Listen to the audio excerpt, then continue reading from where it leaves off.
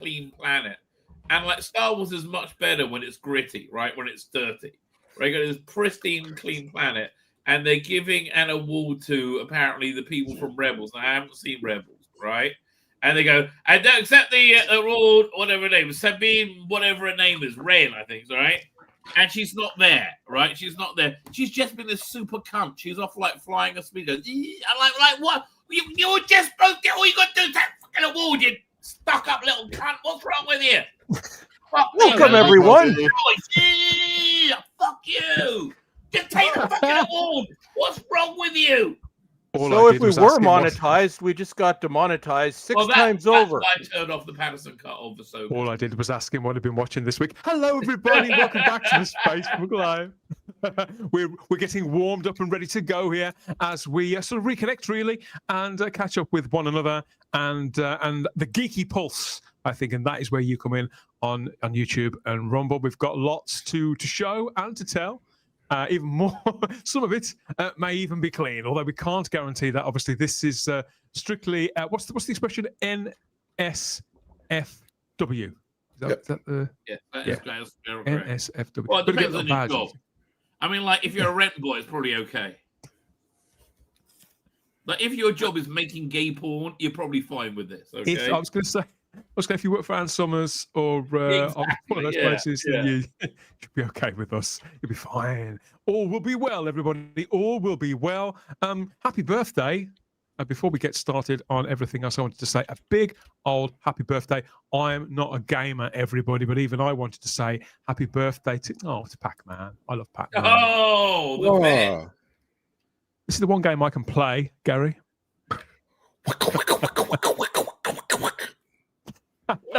I can play this. I can play this in Space Invaders.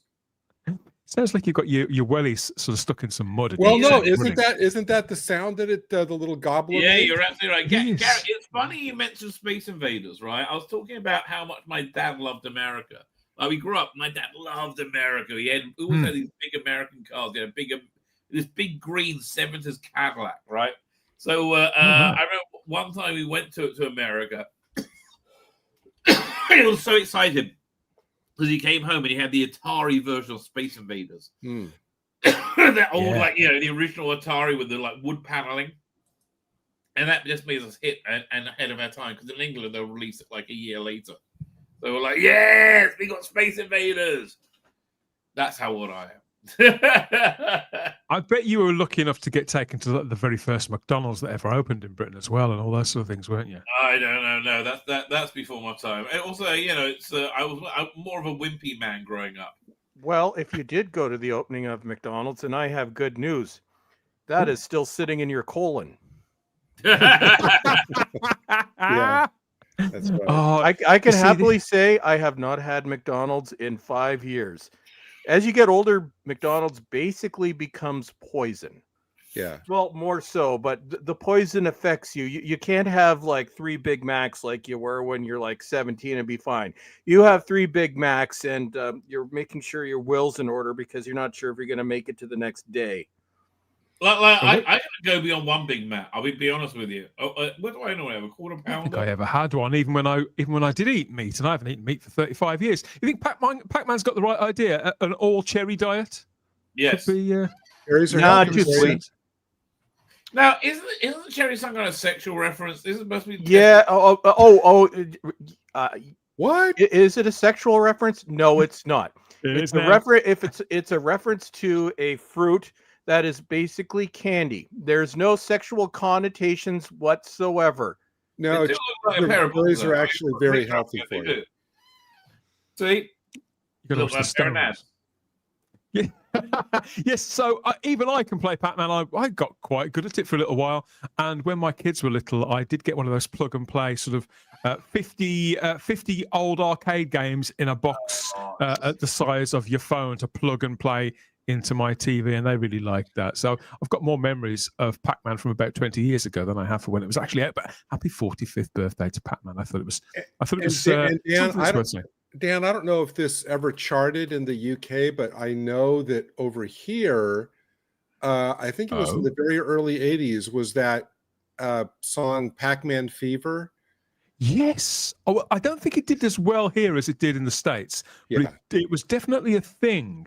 Now you've mentioned it. Now you've I reminded don't me. remember it. There is a very interesting I Pac-Man got adult-themed Pac-Man movie fever. that I'm sure Rabbi has never seen. What? A Pac-Man adult-themed movie, and this one does have cherries, multiple types, and you cannot. It's one of these things where you can never see the thing in the same way again. Pac-Man is a dirty circle. All right, maybe put that on with a double bill with Flash Gordon. Then you're talking. Flash Gordon is one of the most erotic porn movies ever without any sex in it. Well, you wouldn't say this is sort of X-rated as such, would you? Well, certainly not triple X. Probably more a sort of a single X. Single X maybe, like the social media platform X, maybe, which I am a big advocate of. I think it's been fantastic since this was sort of taken over by Elon Musk and rejuvenated, a much more robust place to be, where you can hold pretty much any view and express it and not be banned, unless you live in Britain, of course. The door is closing. The door is closing, Rabbi. They've started to issue to each UK account. Watch, be careful, think before you post. It's real. I thought that was a joke. No, it's real. It's real. It's real here too now, dude. Yeah. Well, actually, it's been real here for a while. Our countries suck. We just need Orange Man to just take us over. We'll be the 51st state, and the UK, if it still exists in like a year, it can be the 52nd state. And everything will be happy. I can't imagine this government can last more than a year. Right? I've never seen anything like this. And I was alive in the 70s with the Callahan government. Right? Rabbi, Trudeau was our prime minister for 10 years. Yeah, but you're Canadians. I can't go to Canadians, South Africans, Australians, and New Zealanders will take any shit the government tells them. Right? Literally. Yeah, the government will tell you to do anything, and you guys will be like, "Yeah, okay then." Right? America, not so. I would like to dispute that claim. I'm very. I do not. Well, okay, maybe I'm American at heart. Okay, I'm a token American then. Take that makes sense. Canadians. Well, I wanted to quickly mention X because I've been running a poll over the last 2 days over on X. I've been driven slightly nuts this week by out-of-touch TV arseholes. There are plenty of them. They are everywhere, particularly in Britain. We've been overserved. I think that's what it is, Gary. We've been overserved, and particularly this week, there were two which I thought were so standout for extraordinary work in this field of endeavour, being absolute out-of-touch TV arseholes. But I wanted to put them sort of head-to-head and find out who was the biggest, most out-of-touch TV arsehole. Either Lenny Henry, they say he's a comedian. There's not much evidence to back that up, but let's go with it. Comedian Lenny Henry from just up the road from me there from Dudley. There he is, insisting that everybody in Britain, sort of native-born British people, indigenous English people in particular, everybody in the country who is black some sum of reparations, which would mean that everybody who is black would get a share of, was it how many trillion UK pounds? It was like some ridiculous number, like 100 trillion billion. Like ridiculous. We bankrupt the country for the successive generations. Bear in mind that the UK, we were the country that only finished paying for ending the slave trade about 10 years ago. So Lenny, someone could get that message through to Lenny Henry. That'd be great. And then there's Russell T Davies, of course, on the right, once the king of British TV and a darling of sci-fi fans for many of us for bringing back one particular show, restoring it to greatness nearly, 20 years ago now. And then taking a massive dump on it. Yeah, spent years now getting progressively nearer the edge of sanity. This week, I think it's very clear that he pretty much jumped straight off without a parachute and gave an extraordinary speech at the latest awards ceremony that he was invited to and given this sort of participation award simply for turning up. The guy rambled on incoherently for about 10 minutes about how everybody was spying on you and censoring you. accept the people who are actually spying on us and censoring us, Russell. So Doing that, and that used to be my job 2 weeks ago. What's happening? What's happening to me now? So I was so astonished by the words of both of these two arseholes that I wanted to put it to the people and find out what the general consensus was. Who was the biggest TV media out of touch arsehole? And the results are in after 2 solid days. The winner of this poll over on X with 65% of the vote is Swansea's own Russell T Davies. I thought it would go that way. With Dudley's margin. I thought there'd be a bit. By the way, I also heard Jonathan Price gets an honourable mention in the out of touch arsehole category. Ooh, yeah, like contender. If only somebody would make a drama about immigrants, then people wouldn't hate them. I'm like, Jonathan, really? I could tell you that nobody over here has heard of the dude on the left. But as for the dude on the right, I have a special relationship with this man. Ed, he knows who I am, and he doesn't like me very much.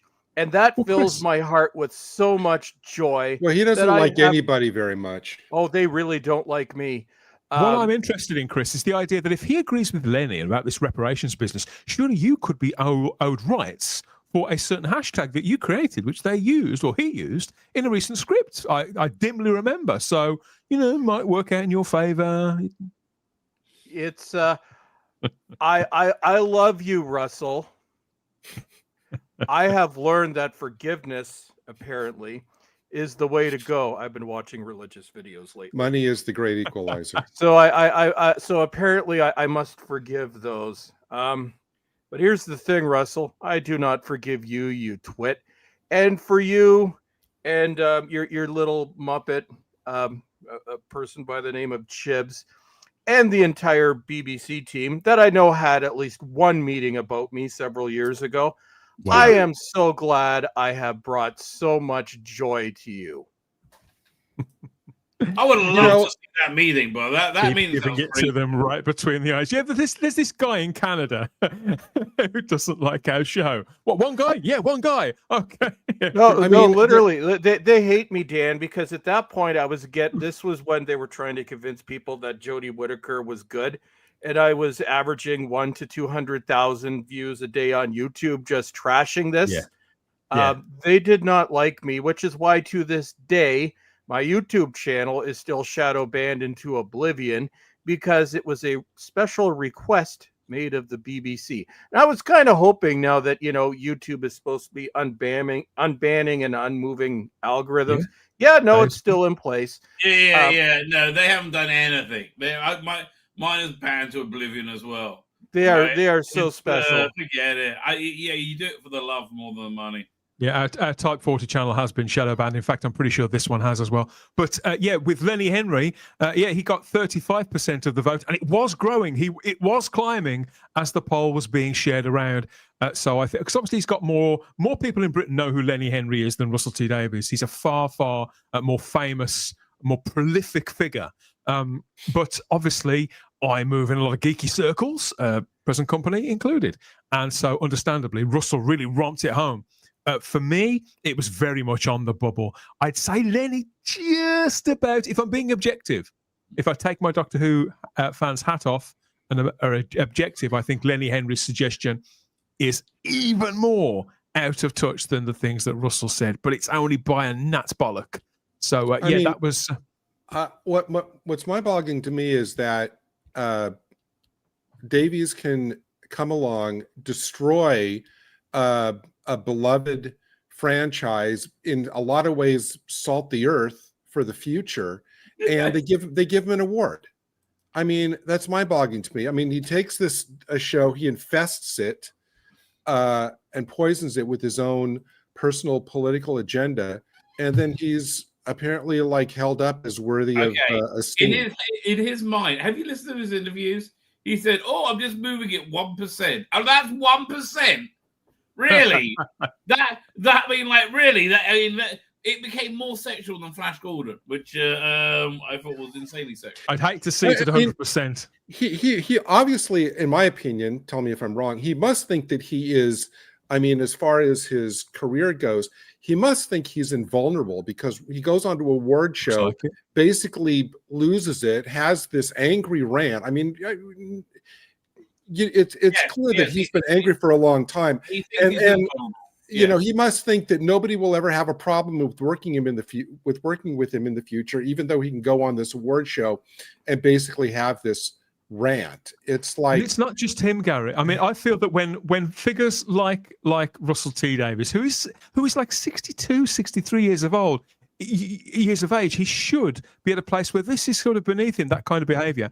But when people who are far younger, far more maybe impetuous, and angrier, when they see a man of his years experience, as accomplished as he is, behaving in that way, they feel licensed to do it too, and to up the ante.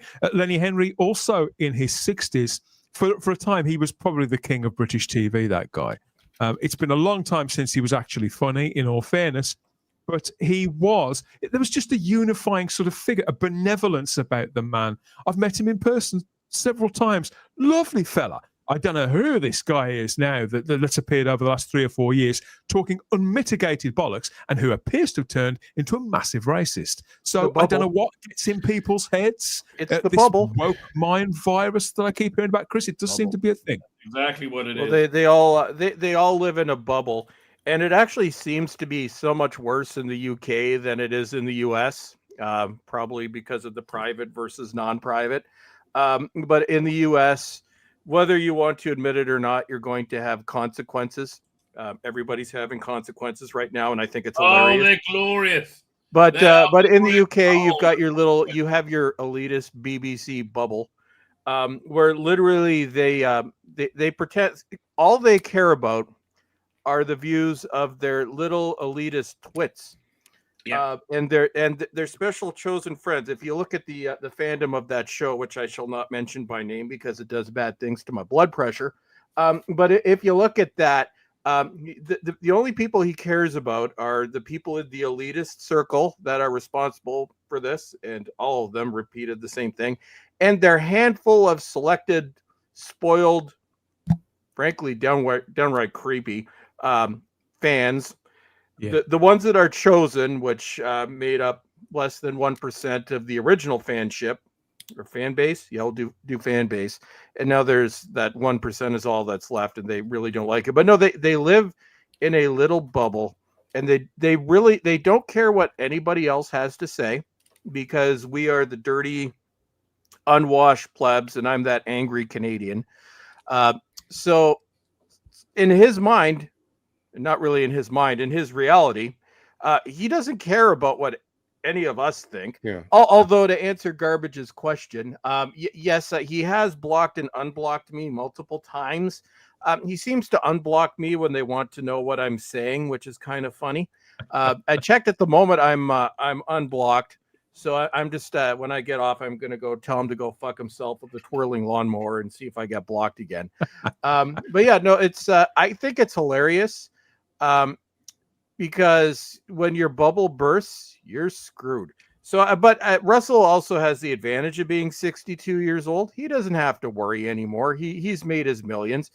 His legacy is going to be a complete joke.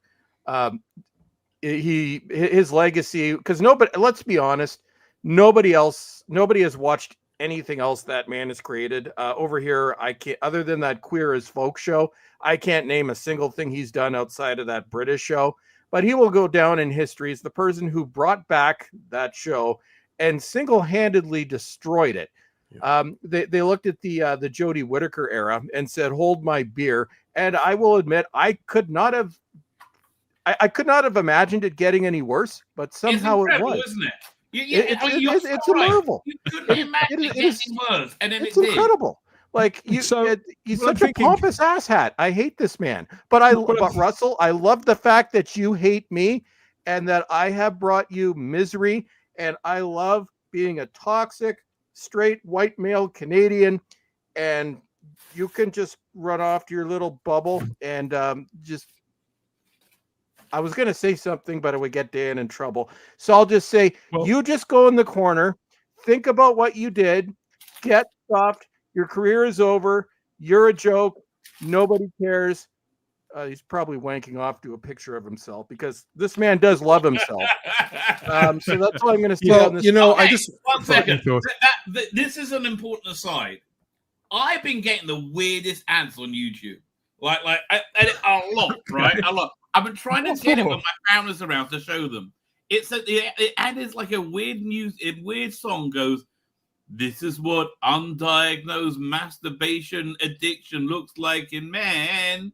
And it's a claymation, Ned Flanders, of all people, laying in bed going, I'm like, what? Well, I can tell you exactly what's happening, Rabbi. So you know that the algorithm still caters itself to whatever you've been looking at. So if you're getting these videos, I don't want to know why you're getting them. Look, okay, I watch Lotus Eaters, Crowder, Tim Paul. I watch honestly, that's all I have on my stream, on my feed. It's the weirdest shit. Literally, all I get are angry Canadian videos and puppy videos. Yes, my favorite channels. I actually subscribe to multiple pet channels because I love puppies, and it's my happy place. So my feed is like two opposites. It's like the angriest people that are watching the world burn down, and a bunch of happy peoples with huskies and Labrador retrievers. There's some cats in there. Yeah. Well, just really quickly, the last thing I want to say about Russell T Davies is that at this point, I honestly don't care at all about whatever happened in his own life that triggered his derangement. I don't care. Because at this point, we've all arguably become victims of his own mania. Yep. As lifelong lovers of this particular show, we're all his victims in a way. And all he has now, when I realized that all he has now to draw on is his own anger, I'm reminded of the scene, at the very end of the original Star Trek episode, which gives us so much of our life wisdom. The episode Let That Be Your Last Battlefield, with the two guys split in black and white. Yep. Right. And at the end, Spock says, all that matters to them is their hate. Uhura says, "Do you suppose that's all they ever had, sir?" And Kirk says, "No, but that's all they have left." And that right there is Russell T Davies. That might be the single best message Star Trek ever gave. But as I've been watching my religious videos, and trying to, I got old. I've reached that point in life where you start evaluating things. So I'm like, at the end of your life, because we're only here for a certain amount of time, you want to spend your entire life hating everything. And then when you're dying on your bed, you're like 80 or 90 or whatever. It's like, so what did you do? I spent my entire life being angry and hating on people. Like, that's a terrible way to live. Now, of course, it is ironic me saying this, but I'm not, and everybody here knows what I'm like outside of the Bulls Trek persona. I don't even watch the things that I hate anymore. I watch the things that I like. And apparently, from what I'm learning, is the Lord does judge you, or somebody judges you when you die, and then they look at your life. What did you contribute? I had nothing but hate in my heart. I divided people. I destroyed people's lives. I was just an all-out terrible person. Well, then there you go. Of course, me, it's like, I'm angry, but I do happy things. I'm a very friendly person. Honestly, I am. What you've just said, I mean, both of you are on this matter. I mean, Lenny Henry is one thing. I think that where he's going is somewhere very, very dark, and the things that he's saying are more inflammatory and divisive than anything that the likes of Nigel Farage and the Bad Man and all those other people, all those targets of the mainstream media, and the things that they have said or not said over the years. What Lenny Henry said this week was far more divisive and inflammatory than that. Any of the things those guys have said. And then you've got an absolute arsehole in Russell T Davies here, who's getting progressively worse, literally progressively worse. I mean, just like you said, you can give somebody a certain amount of, you can afford them a certain amount of generosity to have lost someone close to them and gone through that. It does change people, but most of us have lost someone. Particularly by the time we get to, I know it happened with him when he was about 50. You can't excuse this. This is like some sort of supervillain origin story, and I'm not willing to just stand by and not say anything about it. So these two are an absolute fucking disgrace, and there are more of them. Just as we've said, Jonathan Pryce has entered the fray, a late entrant into the chart. I think we may have to do a biggest TV arseholes countdown of at the end of the year for 2025 and see which figures have disgraced themselves and let us down the very, very most. Wow, there's so many to choose from. Let's have a quick white pill. Let's have a quick white pill, Rabbi. Like a double show. White pill. Happy pill. Yay. Okay, wait just a minute, Dan. I have to put myself in my puppy place. Okay, think about puppies. Oh, I'm watching a puppy video on my phone. There's this awesome channel called Jimmy and Clarence. Clarence is a black Labrador retriever, and Siri translates his thoughts, and it's the most adorable, awesome, funniest thing you will ever watch. So everybody, give Jimmy and Clarence a follow. They're on the YouTube and the TikTok. Best channel ever. Okay, I'm in my happy place. Dan, continue. Sounds good. We'll have to see if we can get them on. Yes. So I looked to the religious world for our white pill this time, Rabbi. I thought you might like this because it's been revealed that a Mexican church has erected a 20-foot high tribute to the baby Jesus, and it looks just like Phil Collins. That's very I thought this. If this doesn't cheer us up, that is frankly, not a happy picture. I'm no longer in a happy place. That's the stuff. That's very disturbing.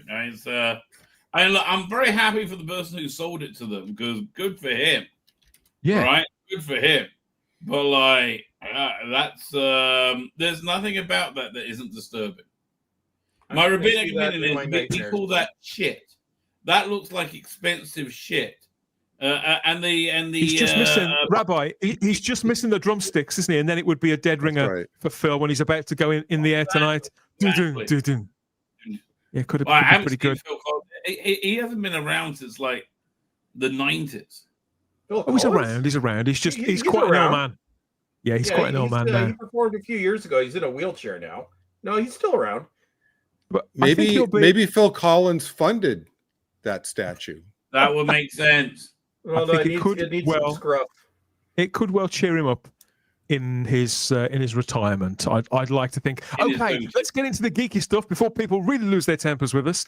We've got lots of places to go, things to show and tell and to catch up on, and something to shift.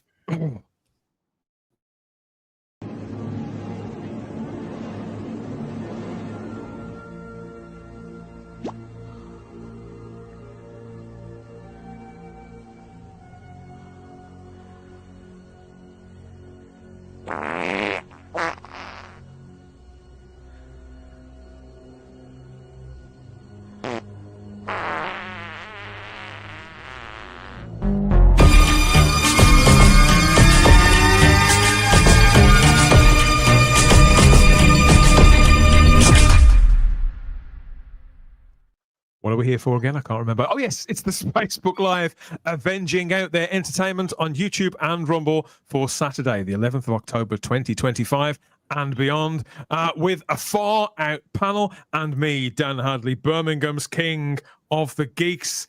You've heard us complaining, but I like to think we sweetened it up a little bit for you there towards the end, and this is where the geeky stuff starts on YouTube and on Rumble, of course, every Saturday, 8 p.m. UK time. And wherever you are in the world, you know what time it is. You don't need us to tell you. I don't think, after all. And we're going to lay it all out here as ever as we cover physical media and various stories that have sort of popped up from the margins of all of that. So if you are a physical media collector, you've definitely come to the right place. If you're not, then maybe some of the little lay-bys and things that we found on our shelves or are making space for in our collections, that could hold your interest. as we get deep into this. Yes, I have had that look from at least one of the women in my life as they see what you've got stashed away in what looks like the most innocent of spare bedrooms. And they get in there, shelf after shelf after shelf after shelf. Is it normal, Gary? Heaven only knows. I don't care, but it's normal. It's very normal. Yes. It's normal to me. Are you talking about porn? I'm sorry, I did I miss something? It seems like, you know, okay, I was kind of thinking of what's his name from X-Files. Mulder with his room of porn. But didn't he have a whole room full of porn? Yes, he did.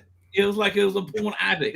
The joke was for like the first 6 seasons, Mulder didn't have a bedroom because he always slept on his couch. So it was like a big discussion in forums, like does he even have a bedroom, or does he just sleep on a couch?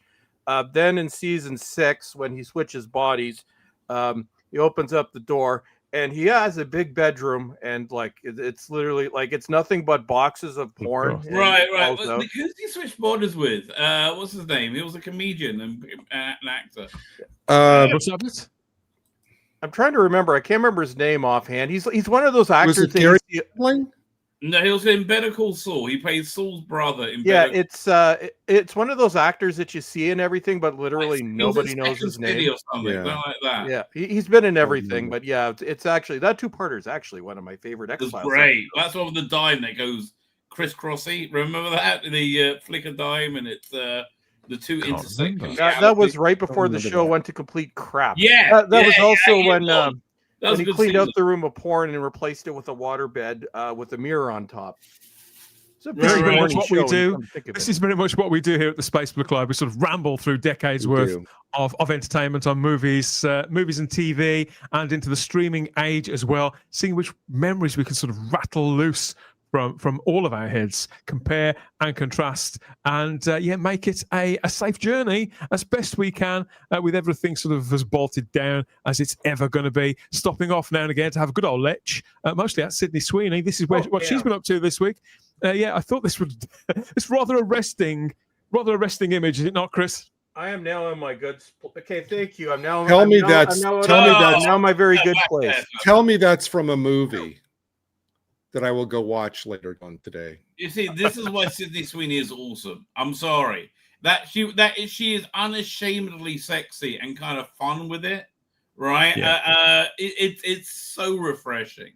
It's so refreshing. It's going to be normal, right? Like again, it's that she's playful with it, and she's not like uptight about it. Oh my god, thank God! How relaxing after years and years of woke scolding. I am so yes. This is my happy place.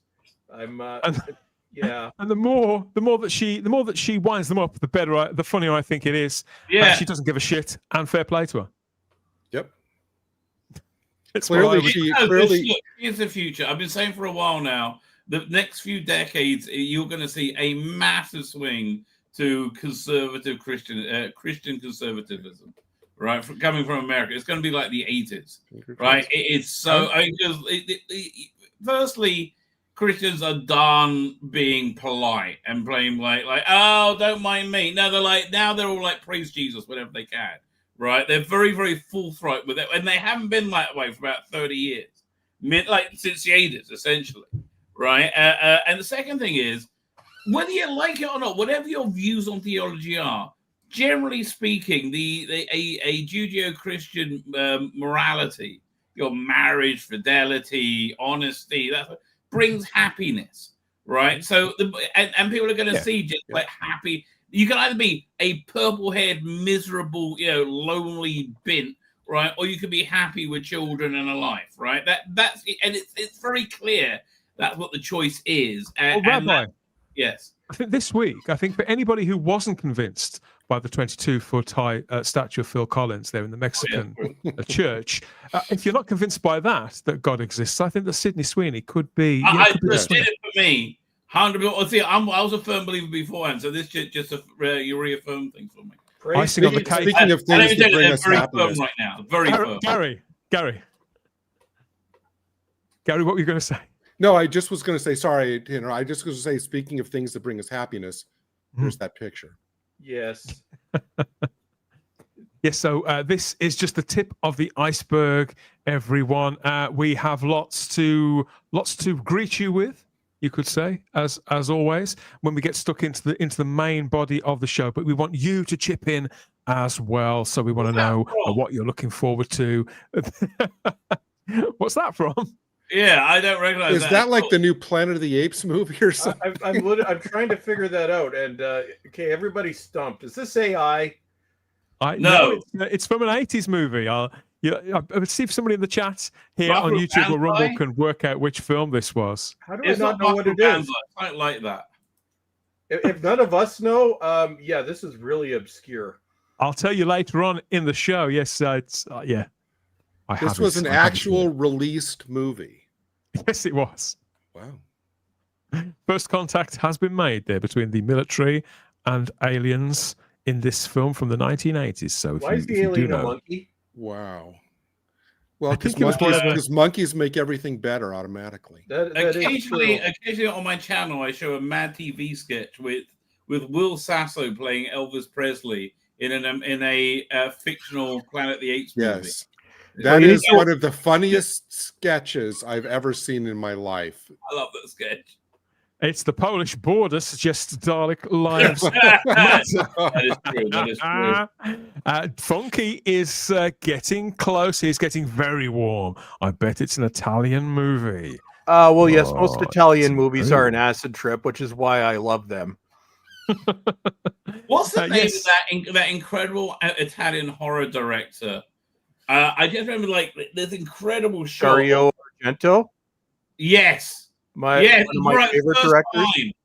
There's an incredible shot of somebody looking through a peephole and somebody shooting through Suspiria, it. I think. Yeah, Beautiful, Suspiria, one of the best movies ever made. This is I have plugged this movie before, and I'm going to plug it again. Suspiria is basically it's very thin on plot, but there's a reason for that. It is literally a nightmare on film, like not nightmare in the this is scary sense. No, it's an actual visual representation of a nightmare, and it is brilliant. Best soundtrack, weirdest and best soundtrack ever. Some of the best directing I've ever seen. And even the remake, which is completely the opposite. The remake is very thick on script. It has a very complex script. The original was very bright. The remake is almost black and white. The original is relatively short. The remake is relatively long. It's one of these weird things where he did a remake where he took everything about the first movie and completely reversed it while telling the same story. And it works delightfully. So I recommend Suspiria. And this is one of the rare instances from 2018. I recommend the remake. And Dakota Johnson is in it. But you actually... I love her. I think she's great. Recognize it's her. And this proves that she can actually act. When I started, I didn't even look at the cast, and I watched it. I'm like, wait, that's Dakota. Oh, damn. So, yeah. Yes, this isn't a still from Suspiria.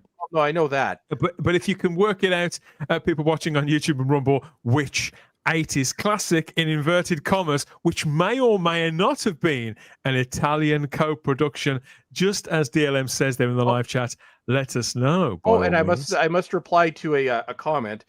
So Dan the Funky Evans, or Duncan the Funky Evans says, I prefer Tenebrae to Suspiria. Tenebrae is a good movie. It's it's more a traditional giallo.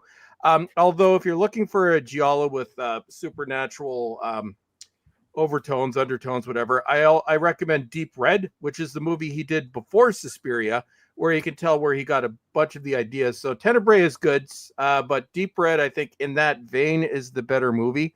But ever you do not watch his Dracula 3D. It will make you hate life. I don't know what he was thinking, but any other... Oh, yeah, and his Phantom of the Opera is best not seen either. Basically, most of his later stuff after, 1993, just kind of ignore it. Card Player's okay. I haven't got any Deep Red, but I've got some trim orange here. That should slip down. That should slip down very nicely, I think. Yes, so we have aliens already in the forest. We have Hooters out and loose. Bring back Hooters. Bring back Hooters. the dangerous stuff is coming right up. And before we get there, I think what we really need is a cautionary tale so we don't get too carried away. Chris, you've come up trumps yet again here with this PSA. Do you want to give them the intro, give them the sell, and explain what they should be looking for in this pearl of wisdom from your part of the world? Well, in keeping with our tradition from our last PSA, we're learning about the evil of drugs and the fact that drugs are bad. And this includes the pot, also known as the marijuana, which can lead to very unfortunate consequences. So, Dan, roll this week's message. Pay heed, everybody, pay heed.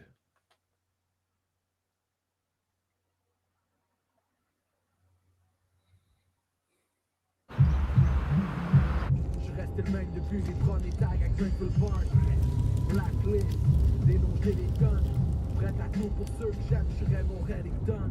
Jumper dans mon backpack, Jeff dans mon backpack, Lisa dans mon backpack, les gars dans mon backpack. Straight, y'aura pas de sérénade.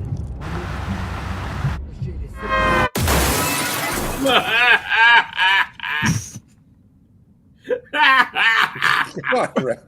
Oh, wait, weed is awesome, kids. Give it a go. I'm not sure we're meant to laugh, mate. But that's actually really effective. Whoever came up with the idea that the plant was actually doing the driving, that's actually really Quebec really came up good. with that idea. They like the pod over there. Everybody likes the pod here. Oh yes, and I forgot to mention it also features French hip hop, which unfortunately is a thing that exists. So we've learned. So that means that the cannabis is stronger than you think, and it can result in terrible things happening. So don't do the drugs. Don't do the pot. Just get high on life, and you'll be fine. And never ever let your pot plant drive your car. So there we go. So next week, I'm thinking of because my PSAs have been very Ontario, Alberta, and Quebec centric.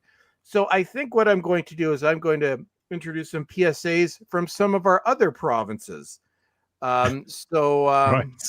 We'll see what the rest of Canada has. You know, the don't do drugs one, Chris, are actually very good. I mean, they're well made. They make their point. You don't get distracted like in shock and everything. So you'd hope that people watching them would. Wait until you see what I have planned for Christmas. I will ruin everyone's Christmas with one PSA. If that's not worth sticking around for, I don't know what is. Yeah, keep watching, everybody. You never know what's going to turn up next here at the Spacebook Live. For me, all of this geekiness really started with one thing, with one invention: the VC. The VCR. Where is it? This one. Yes, this is the model that we got in 1982 that changed my eight-year-old life. Rabbi, once we got one of these in, this exact model it was, I never looked back, amassing films on VHS first and then progressing through the formats, home recording, naughty, and becoming ever so slightly obsessed with sort of AV tech equipment and all-round geekiness, because it meant that I could watch the same episodes of stuff over and over again for the very first time. I don't think I've looked back since. The top loader brings back memories. You know, it comes out and you have to, with a big ka-chunk, you have to push that top loader. I love the top loader, except for when the spring breaks, then you have to hold it down with tape. This was noisier than R2-D2 trying to breakdance. That was true. I do remember that. Every single button and switch had a chunk, a very satisfying sort of chunk and click to it all. So I'd love to pick up one of these. There must be some in working order out there somewhere. Like zero. I'm like, it's a fun memory, but like, I mean, maybe if you could have like, if I could have like a massive media center in like one of these, you know, like you remember they bought it Hitchhiker's Guide to the Galaxy on Blu-ray, and they had that very good VHS box they put it in. Remember that? It looked like a VHS cassette, and inside that was the Blu-ray. Dan, I'm actually really surprised that you haven't run one across these in like a car boot sale, like somebody wanting to get rid of the machine. Me too. I've managed to find a ghetto blaster. I've also got a Polaroid camera from the 70s. I picked up at a car boot. Never got one of these. I don't want to watch anything on it. I just want to polish it and look at it. Yeah. Longingly. eBay, dude. Mm. Here's my idea for, Maybe I should. and I actually put this in a forum, and everybody yelled at me once. But I want a 4K player, but it has those buttons. It's made to look like because it's 4K. Right. It's all video files now. So I'm like, give us like a 4K player, like make it reliable. So I don't know, one of them fancy thing companies can make it. Thing will probably cost like $5,000. I would still pay it if you give me a 4K player that looks. It has the same buttons as an old VHS. Actually, no, make it a multiplayer, but instead of like VHS and DVD, you have VHS and 4K because people like the VHS. So not only does it have a 4K player, just to actually hide the player itself in the little slot, the one next to the clock, and then you can watch your VHSs, and this is awesome. Liberate, but your entire collection. Chris, you mentioned eBay. I would think it's more fun just to kind of stumble across one of these, like at a swap meet or a car boot sale, than to actually go hunting for one on eBay, because you're going to find one. It's much more. Wouldn't it be more fun just to kind of go, oh wow, look at this? So we never find them in the wild, or if you find one, it's been in Grandpa's basement for 30 or 40 years, right. and it's got things stuck to it. And Grandpa may have been a smoker, in some cases, it may not be worth it. Although I haven't seen one, and I would buy one. But VHS machines, like there's a massive market for VHS machines. It's insane because everybody was throwing them out, and now everybody's collecting them. So you used to be able to get them for like $2 on eBay. Now it's like $4,000, $5,000, $1,000 for a working VHS. Like, damn. I do wish that I could get to speak to this person. I reckon she'd be able to sort me out. If not with that, then maybe something else. I think she may have in stock very plentifully by the looks of things. So yeah, we're going to get stuck into the rest of it right now, everybody. So hold tight. Beware, lots of nostalgia on the way, as well as some confessions. The things that we've pre-ordered, that we've pulled the trigger on, that perhaps we shouldn't have. Naughty, and you can join in too on YouTube and Rumble. Of course you can. So this is a sort of confessional. Give it to us all. Give it to us all. This is DVD. And this is what happens when you watch DVD. It's a movie on a disc the size of a CD. The picture is twice as sharp as VHS. The sound is infinitely clearer. It looks and sounds like you're at the movies, but you can experience it at home. Not to mention, you can watch it in widescreen, listen to audio commentary, choose from features like director's notes, behind-the-scenes footage, trailers, and more. Watch a movie right on your computer. And rent or buy DVDs from these great Hollywood studios. DVD. See how good a movie at home can be. With over 3,000 titles to choose from, make sure you see your next movie on DVD. Yeah.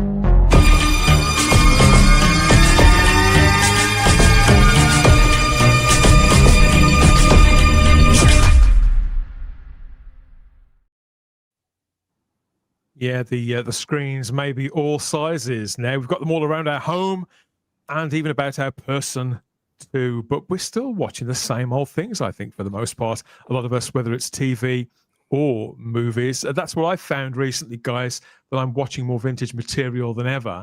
And although I keep an eye on all the listings, Gary, and we swap them between us, all four of us do. Yeah. What's coming, what we've seen has appeared.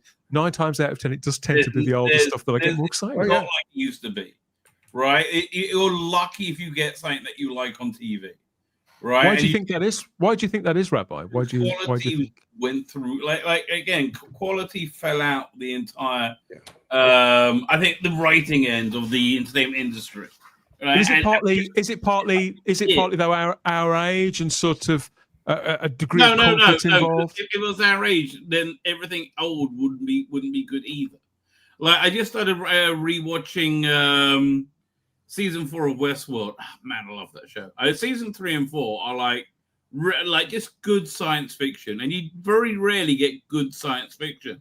And that's one of the reasons I liked Alien Earth. It was, in essence, science fiction that interested me, right? And yet you just don't get that very often, right? I think the last time I saw what I would say is good science fiction would be like 5 years ago. You had Raised by Wolves. That was very good, but that got cast after 2 seasons. And then there was Brave New World, right, which lasted 8 or 9 episodes. I was very glad for those 8 or 9 episodes, right? But both of them like ended. I think I would say the same thing as Westworld. They both end so well, you don't feel you need any more with them. I mean, they're Raised by Wolves, you do, but you don't really just get good, intelligent sci-fi often, and you used to get it a lot more often. I believe, Rabbi, that now you've mentioned that, and this is something I was thinking on this week, Gary, is I think that some of the appeal of going back to older stuff is the fact that it is finite. We know that there's only 6 seasons of the Rockford Files, or 2 series of Fawlty Towers, 5 seasons of Babylon 5, and we know that we may be frustrated sometimes with how those things roll and where they end, but at least we know that it's sort of there. Now that all of the shows that are on TV, or the bulk of the shows that are on TV, are kind of, if they're not built to this model, they've certainly got one eye on this model, whereby things can run on for 10, 20 years. NCIS is like 25 seasons, and all these things, that there's a perpetuity to it, which means that nothing really changes, nothing really evolves. They don't seem to add anything to the cultural momentum at all. Maybe they offer the proof of concept that a format can be shopped around by other TV companies all over the world to simply make other versions of the same show. All the artistry, invention, and storytelling, just as the rabbi said, seems to have dropped out of it. But I think movies are on the way back. I think TV may get there. I think TV may get there eventually, but I think it's something. There needs to be some sort of shift. And you would have thought TV would heal quicker than movies, because that can turn around quicker. But they're really more belligerent. That's the movies that are in full retreat. Like Marvel is in full. Is Fantastic Four on Disney Plus yet? Because if it is, I recommend it. It's on now. I mean, the reason why this has been brought to mind for me lately is the arrival of more listings of old TV shows. I go, why does that excite me so much? Why does that pique my interest? Why have I immediately hovered over that pre-order button? I'm scanning the list of extras, and I'm positively chomping at the bit to see how good episodes of things that are decades old could possibly look. And I think it's simply down to a reassurance in knowing that even if things aren't perfect, Chris, I know what I'm going to get. I'm not going to get any further disappointments. And also, I think it helps that when one gets older too, we can get different things out of our entertainment. The show that I wanted to just talk about first, that I was absolutely over the moon to see listed, has its roots in the 1960s, believe it or not. But I never saw the original Avengers series, any episode of this whatsoever, until nearly 23 years after the show had started. It was on Channel 4, I reckon. It started in 61 and ran through to 1969, as is commonly known. But that predates me, Rabbi. You're quite right. I saw it all on Channel 4. But I saw the colour episodes, some of the black and white ones, some of the colour ones on Channel 4. And that was that, really. I was far more familiar with the sequel series, which, as is always the case with me, I just like the Star Wars movies, which I saw the sequel first. The sequel series was the New Avengers from the late 70s, 1976 through to about 1978. This was in production and being shown. Just 2 seasons, a co-production between British and Canadian studios.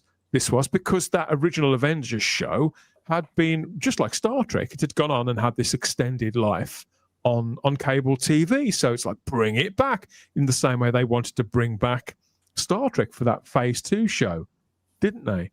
So the New Avengers is a show that I only briefly remember it from my childhood, but I watched it on repeats. I had the annuals and the books and all that kind of thing. And I've been waiting for this to come to physical media for so long, because it was all shot on film.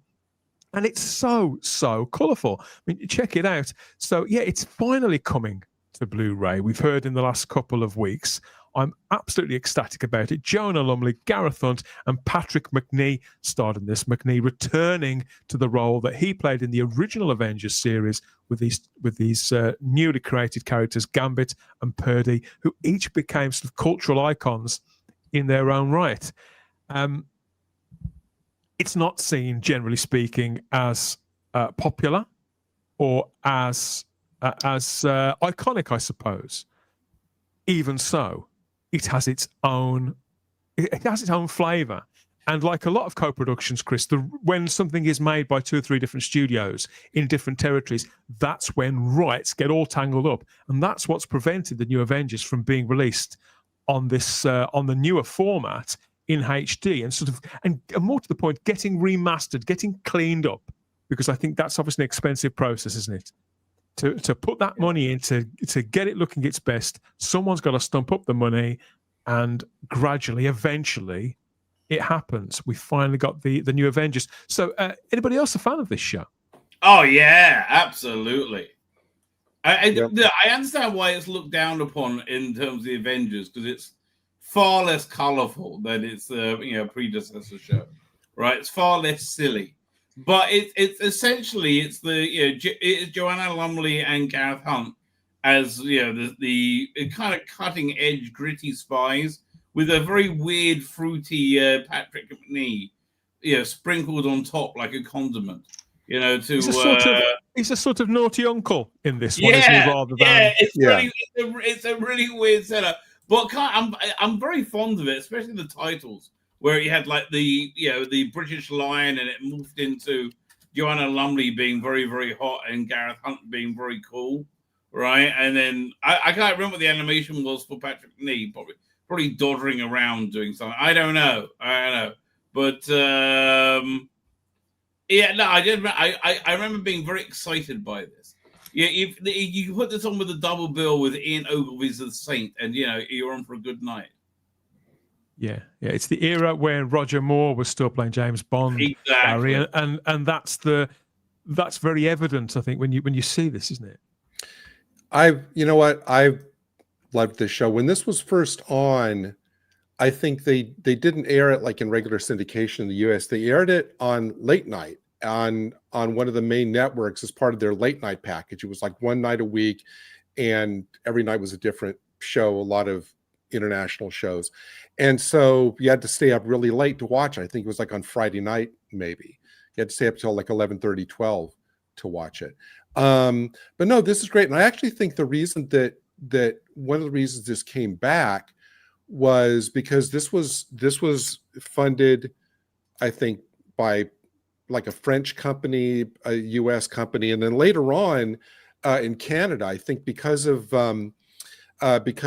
whatever the funding was, I think the last maybe 4 episodes, I think there were 26 total. The last like 4 episodes on the title, it says The New Avengers in Canada, because Canada was funding those like last 4 episodes. So that's another reason, Chris, for you to watch it. But no, it's great. The dynamic is different because obviously Steed, who, I mean, based on clues, I mean, Steed may be running that whole organization now, and these two are their field person. And Gambit's great. Purdy basically kind of worships the ground that Steed walks on. So it's an interesting dynamic. And I think this all came about because there was the reason that France got involved, I think, because for the funding, was because there was a commercial or a couple of commercials that featured Patrick Macnee and Linda Thorson, who played Tara King, who was the last girl from the original ones. And it was some kind of like coffee commercial or car commercial or something like that. Yeah. And it was one of these like it's probably on YouTube. It's one of these like playful, flirty commercials and stuff. And France saw this and thought, wow, they still have that. We need to get a TV. We need to revive the TV show again, and so they brought back Pat. So that's the origin of how this came about. But I can't wait for this set. The set, these three new sets that are coming out, are all remastered from a definitive 4K restoration job, all paid for by Studio Canal, who are the rights holders for this. Multiple formats on the way, and all 26 episodes presented looking their very, very best. So here's a look at this brand new release coming up, and then I'll tell you some more.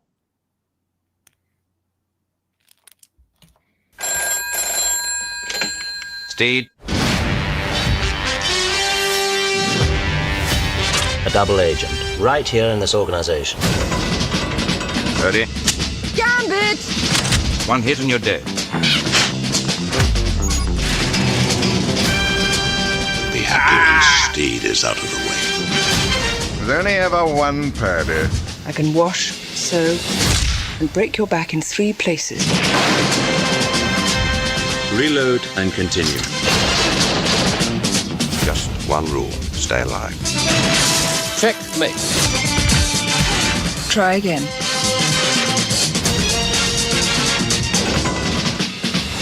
We have you surrounded. Oh, you won't like that!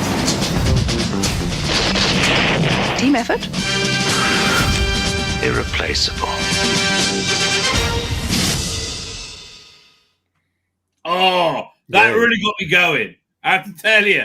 I like great music. The music is great, isn't it? That really got me going. I think I saw still somewhere that where it shows what the original shot looked like versus the 4K thing, how they do the little, how, you know, the scan goes down, and it's like, it was like dark and musty, and now it's like pristine. You can see everything, and it's like, if that doesn't convince you that to get this, but yeah, it's exciting. Yeah, I mean, I think this is going to look better than it's ever looked before. I tell you, this. I mean, I forgot about. I remember all those scenes in the trailer. Right, it comes flooding back, doesn't it? So yes, so all episodes have been fully restored in 4K resolution. So it's the first time ever the series has been seen looking anywhere near this good. The set includes a wealth of new extras, commentaries with actors and the crew, and a booklet containing additional information that a lot of us geeks can't help but love. So Gareth Hunt, the late Gareth Hunt, is on the audio commentaries, as are Brian Clemens and Joanna Lumley on selected episodes. There's documentaries, including Remembering the New Avengers, and another one called Restoring the New Avengers, special interviews too. And there's various other things that are to be confirmed. So yeah, we get, this was the big surprise. Not only is there a Blu-ray set there, that's the orange one on the right, there's a 4K set too on the way. I mean, I didn't think we'd get anything like this. Obviously, Studio Canal have had the rights to this for a time. Network did put out a sort of trial release. I can't remember exactly what was on that. I think it was just the Cybernauts episode. So those, if you remember, it was a sort of the original Cybernauts one from the original Avengers show with the, or was there 2? There was 2 in the Avengers, wasn't there? Mm-hmm. There were 3 episodes, 3 Cybernaut episodes that were in there. But this is obviously absolutely everything for the very first time. And here it is all laid out. So the that price difference is crazy. I'm looking at right now. Blu-ray is like I've got 45. I've got the prices as well here. So yes, the blue. So here we are. Okay, so that's the 4K set. First of all, the 4K set is £149.99. This is not cheap by any stretch of the imagination, and I must admit that did surprise me. That does make me wonder, but I have been waiting for this for a long time, and that is only the recommended retail price, Rabbi. So it is expected that there will be cheaper options when it's actually sort of listed. They say you can get it on DVD as well, which is like $44. You get DVD, Blu-ray, which is 111, and 4K, which is 150. Yeah, I've got it all. I've got it all here. I've got all this information. Is that then because it's pretty tempting though? Because it's really look. Honestly, we've been talking about the decline of Big Finish off and on my stream. And I would totally boot 3 of their shitty box sets to get one of these. Hey, right? Dan, Which is I this guaranteed fun. Gary. Is this because that they wait and see like how much the restoration costs? And I read like some incomprehensible thing about how it was restored, and it seemed like it was like a frame by frame, that kind of thing. Do they wait to see how much the restoration costs and then try to set the price to kind of get that money back? I would imagine like every project, every venture, it's probably sat down and worked out what they can expect to make back, how many sales they can make. Chris, is that common when it comes to? I wouldn't describe Studio Canal as a boutique label as such. They're a big concern, but that would be what they do. They would work out how many of these units they could expect to sell, wouldn't they? Well, they know up front what the cost is going to be. The average cost to transfer from the original negative a hour and a half movie to a new 4K file is about $150,000. So depending on how these were transferred, if they were done in 4K, that's an expensive venture. That's insanely expensive.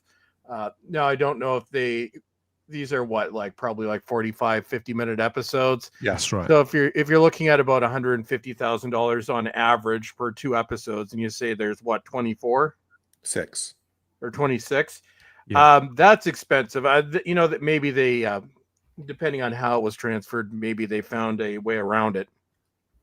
But that's if you're wondering why certain things never come to 4K, it has to justify the expense, because to make your 150K back, you have to obviously sell a certain amount of units. This is why boutique labels are able to do it. They're more expensive. Most of them have a very loyal fan base, and they will, at least, if nothing else, break even. Most of them, it's a labor of love, and I'm assuming this was as well through Studio Canal. But yeah, that's why if you look at a full season 4K set, the price is absolutely insane. Like they did Seinfeld, and God only knows how expensive that was. And I think it retails for about $400. Yeah, that must be crazy. And I have certainly in the past, I have contacted Studio Canal and ITV asking if we can get this. So I suspect I was far from the only one. This will have been a response to general appetite out there. But yeah, it is the 4K. That's the 4K set, £149.99. The Blu-ray is £89.99.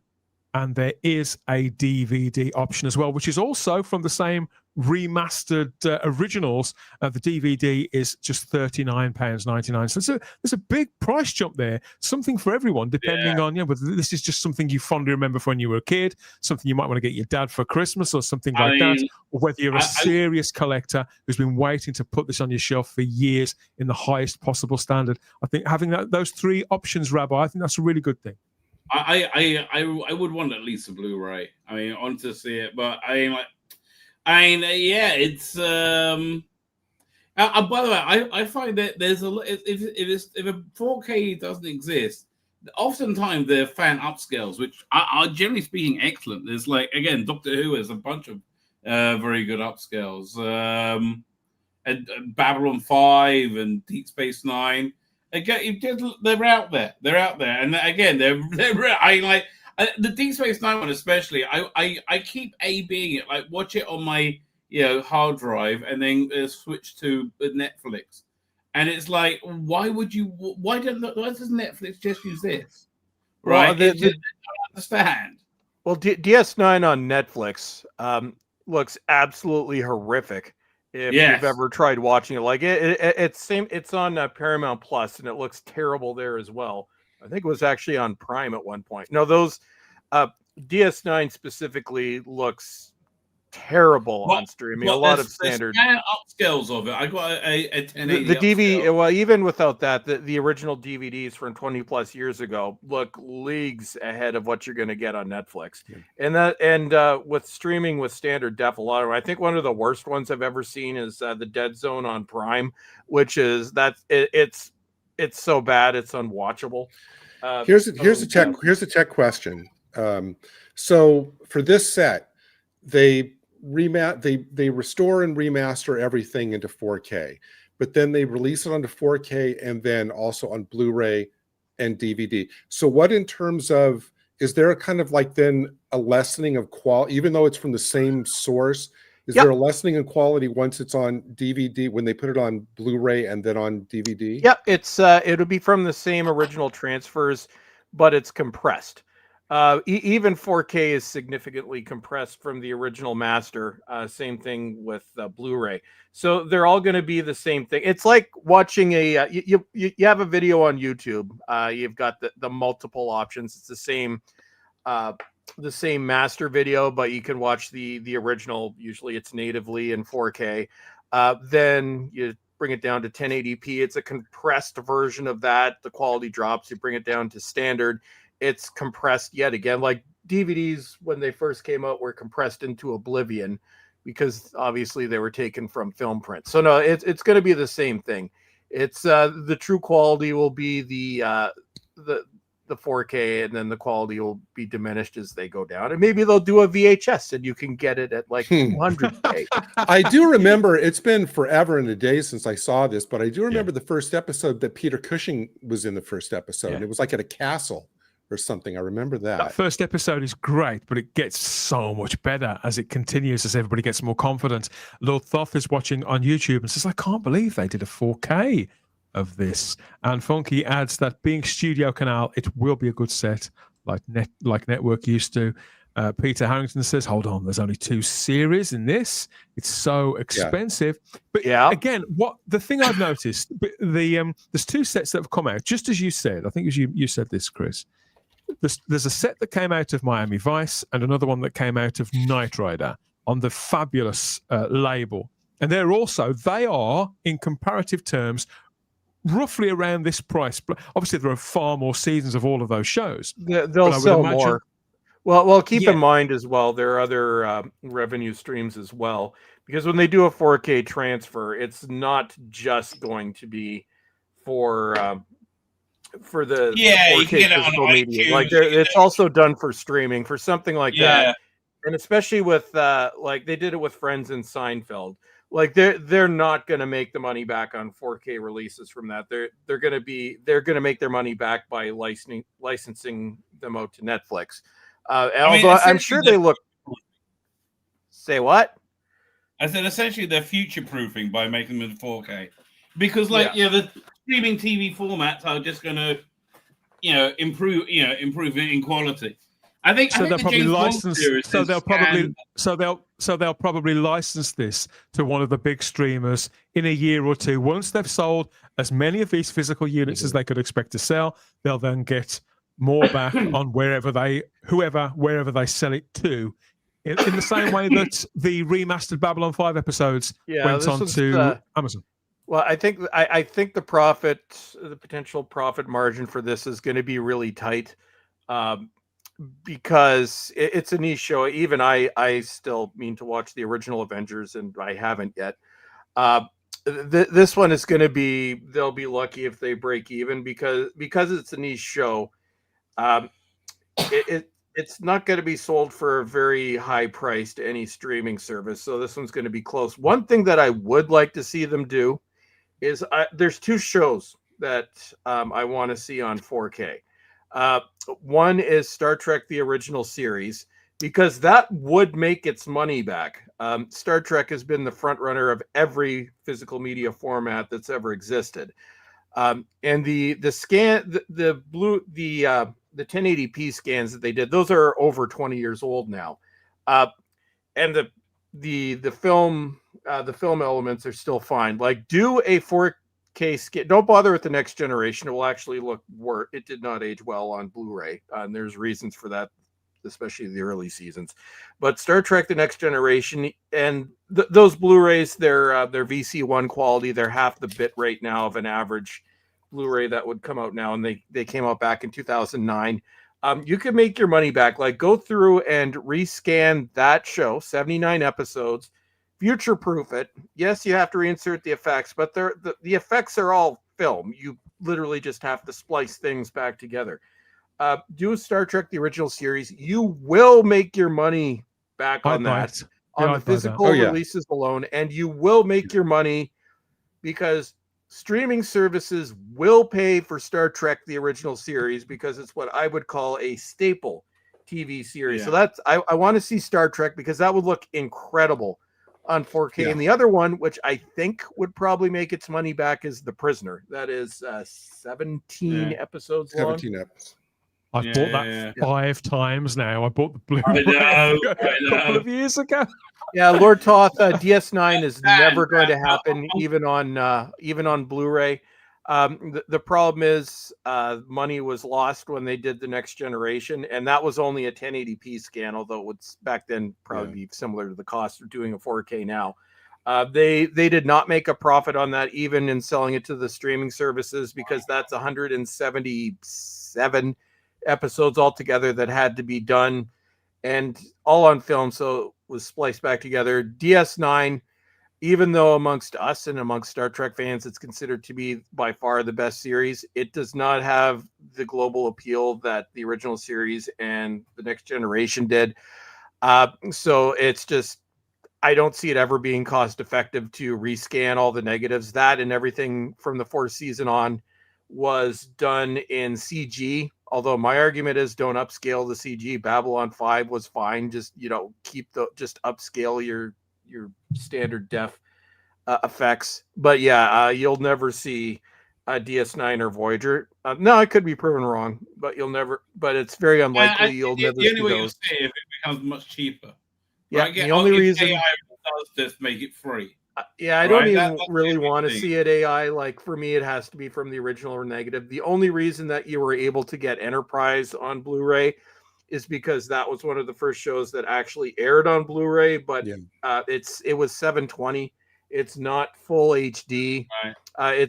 Those releases are upscale, but you can tell the 4th season is different because it was shot digitally. But those first 3, if you're being honest, the DVD or the Blu-ray transfers are pretty rough. I'd love to get somebody on from, maybe I could get Larry Nemeczek on or somebody like that to talk about the technical aspects of Star Trek, because I do know. I have to apologize and bow out. I have to get up early in the morning. So you have to say it, dude. Thanks for making it. Say it. I am indeed. I am Cream Dragon. That is actually true. That's what's going on. Okay, so, cream those crackers. Next week, all the Jewish holidays are over, and my life will be back to normal again. So hopefully, everything's normal at that point. All right, very good, everybody. Toodle pip. Have a good evening. Bye-bye.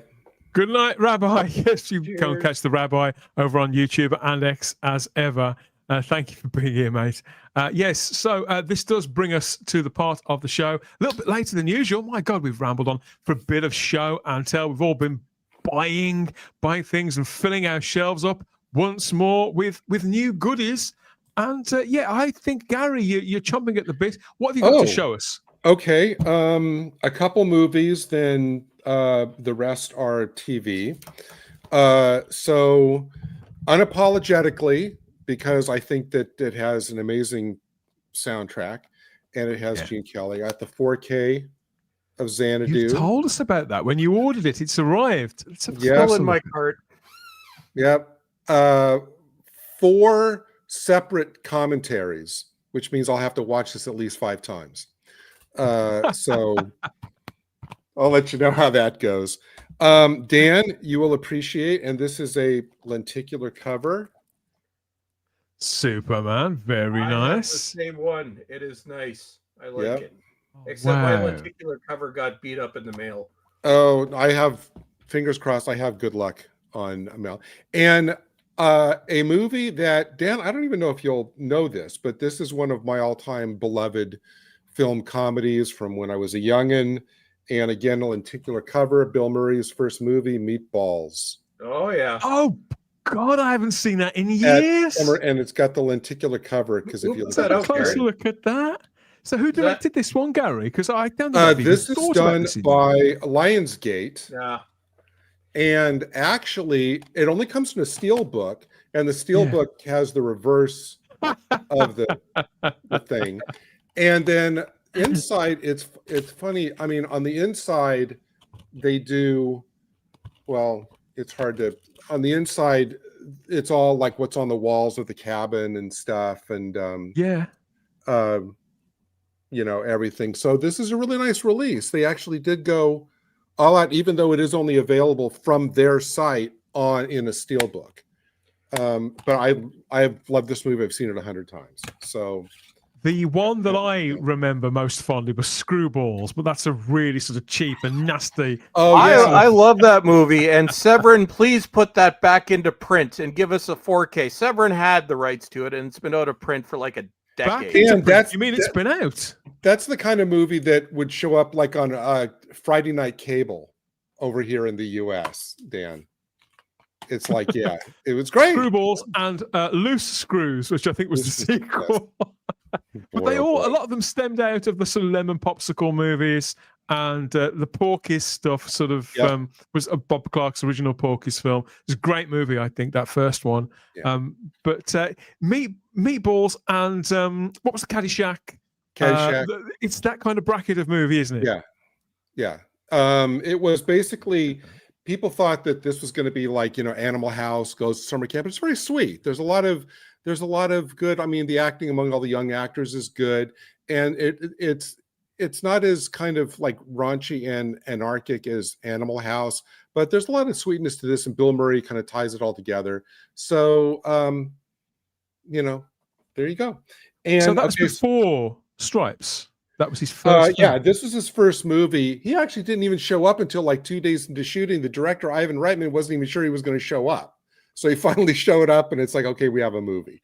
But yeah, this was 1979, and Stripes was 81. So this was his first big movie. All right, moving on to television. One of my, I had to get this on physical media because I loved it so much, and Dan's going to recognize it because I was flocking this to him and to our beloved Sarah Graham, the art detectives, who I think with an actor who should have been the character that we're not. So for people who haven't heard it and can't quite make it out, who is the actor, Gary? The actor is Stephen Moyer, who was on a horror show. What show is he on? A horror show that I didn't watch. What was True Blood on HBO? Blood. But this is great. Basically, it's not as stodgy as it makes it seem. They do art can be anything from record collections to actual art to fine pieces, whatever. But their chemistry is great. And the minute I saw him, like by the second episode, I thought this guy should have been the Doctor. Yeah, he's great. That good. So going retro for a second, because I love British comedy. I got the entire set of Are You Being Served? Yes. Have they well as the movie that they did. Hey Gary, have they re-released that again? Show the side of the set. That's just in a. No, this is it's by BBC Video. Okay, so that's the third repackaging of that, because the original one had just regular DVD cases. I've got thin DVD cases. Yeah, no, it's just basically the same discs. Yeah. It's nicer than I've got one of those great big sort of. It's a hard card outer box, and then a smaller set of sort of a layered, like a book. It's like a DVD, like a big book, and you just sort of fold it through like that. And it's nice enough, but it's still quite bulky. I really like that. Yeah, and I love the fact, Dan. When I research a lot of the shows before I decide to watch them, especially comedies. I'm blown away by the fact that in the 60s and the 70s, so many British shows, whether they're sitcoms or whatever, had movies made of them, and not movies where it was just bundling together episodes from TV, but an actual new movie. That just I was struck by that. I'm amazed that that's out on Blu-ray. They're probably amazed. Studio Canal, Kino Lorber. So which region is it, Gary? This is because I haven't got that. Well, it says A, so that means all region, I should be able to play it. Brilliant. The first half an hour of it is absolutely hilarious, and I think there are bits. I think there are certain big laughs later on, but it all just fall apart a bit, doesn't it? But the stuff when they're in the store, it's absolutely amazing, and there's a gorgeous French girl in it. I think who's like a waitress at the hotel, which does does mean that I do carry on watching always to the end whenever I catch the movie. Yeah. It's a lot of fun. Yeah, this is Dan. Was a 2019 HD master by Studio Canal from a 4K scan of the 35 millimeter original camera negative. It's going to look amazing. So there you go. Again, I've started every time we do one of these shows, Chris. I start a little list of the stuff I've got to look for. Similarly, because inexplicably, I don't know why these sketches started coming up on my Facebook feed, and I watched a few, and I had never watched a lot before, but I was dying laughing, and so I thought, is this on physical media? And I found out that it is the Two Ronnies complete collection. Oh, wonderful! Yeah. So you've not seen it before? No, I hadn't. And I started watching every skit that came up on my Facebook feed, and I was dying laughing each time. And I thought, this is priceless. And so I like British comedy anyway, but for some reason I'd never gravitated to this. And this is everything. Are you aware of the other work of either of the two Ronnies in question? Have you seen any of their sitcoms or anything like that? I know that what was the one that Ronnie Barker where he owned the store? Oh, Open All Hours. Open All Hours. Yeah, that's the only other one that I'm familiar with from these two. Is there another one that you want to recommend? Yeah, there are several really strong sitcoms from both of the guys. We'll talk about that. Yeah, I'll tell you about that another time. And there's another box. In fact, I think there's two boxes. There's a dedicated box of everything Ronnie Barker did aside from that. But I would imagine the Two Ronnies has probably got a big profile in Canada, Chris. I've heard of it, but I've never actually seen it. Look at that. They're dressed as Mounties there. So there you go. Although that one I might actually be able to get, because the funny thing with those BBC complete series sets is you used to be able to get everything up in like 10 years ago. You could get pretty much every major BBC sitcom ever made for relatively cheap. The problem is a lot of them are now out of print and you can't get them. I'm assuming. Where did you get that, Gary? From Amazon? Oh, this was Amazon UK. Oh, okay. Oh, it's region B. Oh, yeah. It's yeah. I bought the Morecambe and Wise set about 18 months ago, and they're often mentioned in the same breath, even though they're different. They're very different sort of shows and very different double acts. They're often mentioned in the same breath because they were famous at the same time. They were kind of associated with one another, and both were on the BBC for each of their heydays. But I haven't got the Two Ronnies set yet. I think I've got one with all the Christmas specials in, and I think I've got series 1 and 2. So when I saw that had been re-released at a much lower price, I'm going to have to add that. So this has 93 full episodes, including 12 series, 4 Christmas specials, two silent comedy films, as well as a 2010 sketch show called The One Ronnie, which I guess is after Ronnie Barker died. But this is everything. This is everything. Yeah. So I got 2 more, one of which is based on a recommendation from Kevin, who was on last week. Yep. And he was going over the moon about this. And so I decided to get him. It's on eBay. So you can get it on eBay. I didn't have to go to the dark web. But it's apparently, according to him, I just got them today, but according to him, the transfer of this is amazing. Everything about it is the 2 seasons of the Orville. 1 and 2 and 3. And wait, where did that come from? Wait, what is that? Region 1? No, this is region Asia, I guess. Well, no, I mean it is actually all region. I mean, it can play on my machine, and like I said, go to eBay, and you'll see a lot of vendors selling these same 2 things. So basically, I think this is the version that's out there. If you're going to get one on eBay, it's going to be this. It just, you have like a dozen sellers to choose from at a dozen different prices. But I think this is like the main transfer that goes for everybody. But he was over the moon about this and recommended this unreservedly. So I thought, okay, Kev does sample a lot of different kinds of releases. He's very brave in some of the things that he buys, but he's always very honest about the stuff that he regrets buying and the stuff that he thinks that if he's recommended it to you, then that will look really, really good. Oh, I'd love that. I'll have to get it. Yeah, no, it was unreserved. So I thought, okay, he's like, you have to get it, you have to get it. And then the back just has, you can see the foreign printing on the back, but then this is the back of each of the. One's 4 discs, one's 2, so 2 discs per season. Yes, the Blu-ray the Blu-ray of season 1 was canceled in region 1 and just put out as a DVD. Season 2 only got a DVD, and season 3, because that was after Disney, has never been released on any format in region 1. That's why I got these, Chris, because I figured season 3 I'm never going to have on physical if I just wait for them to do it. I've never even seen season 3.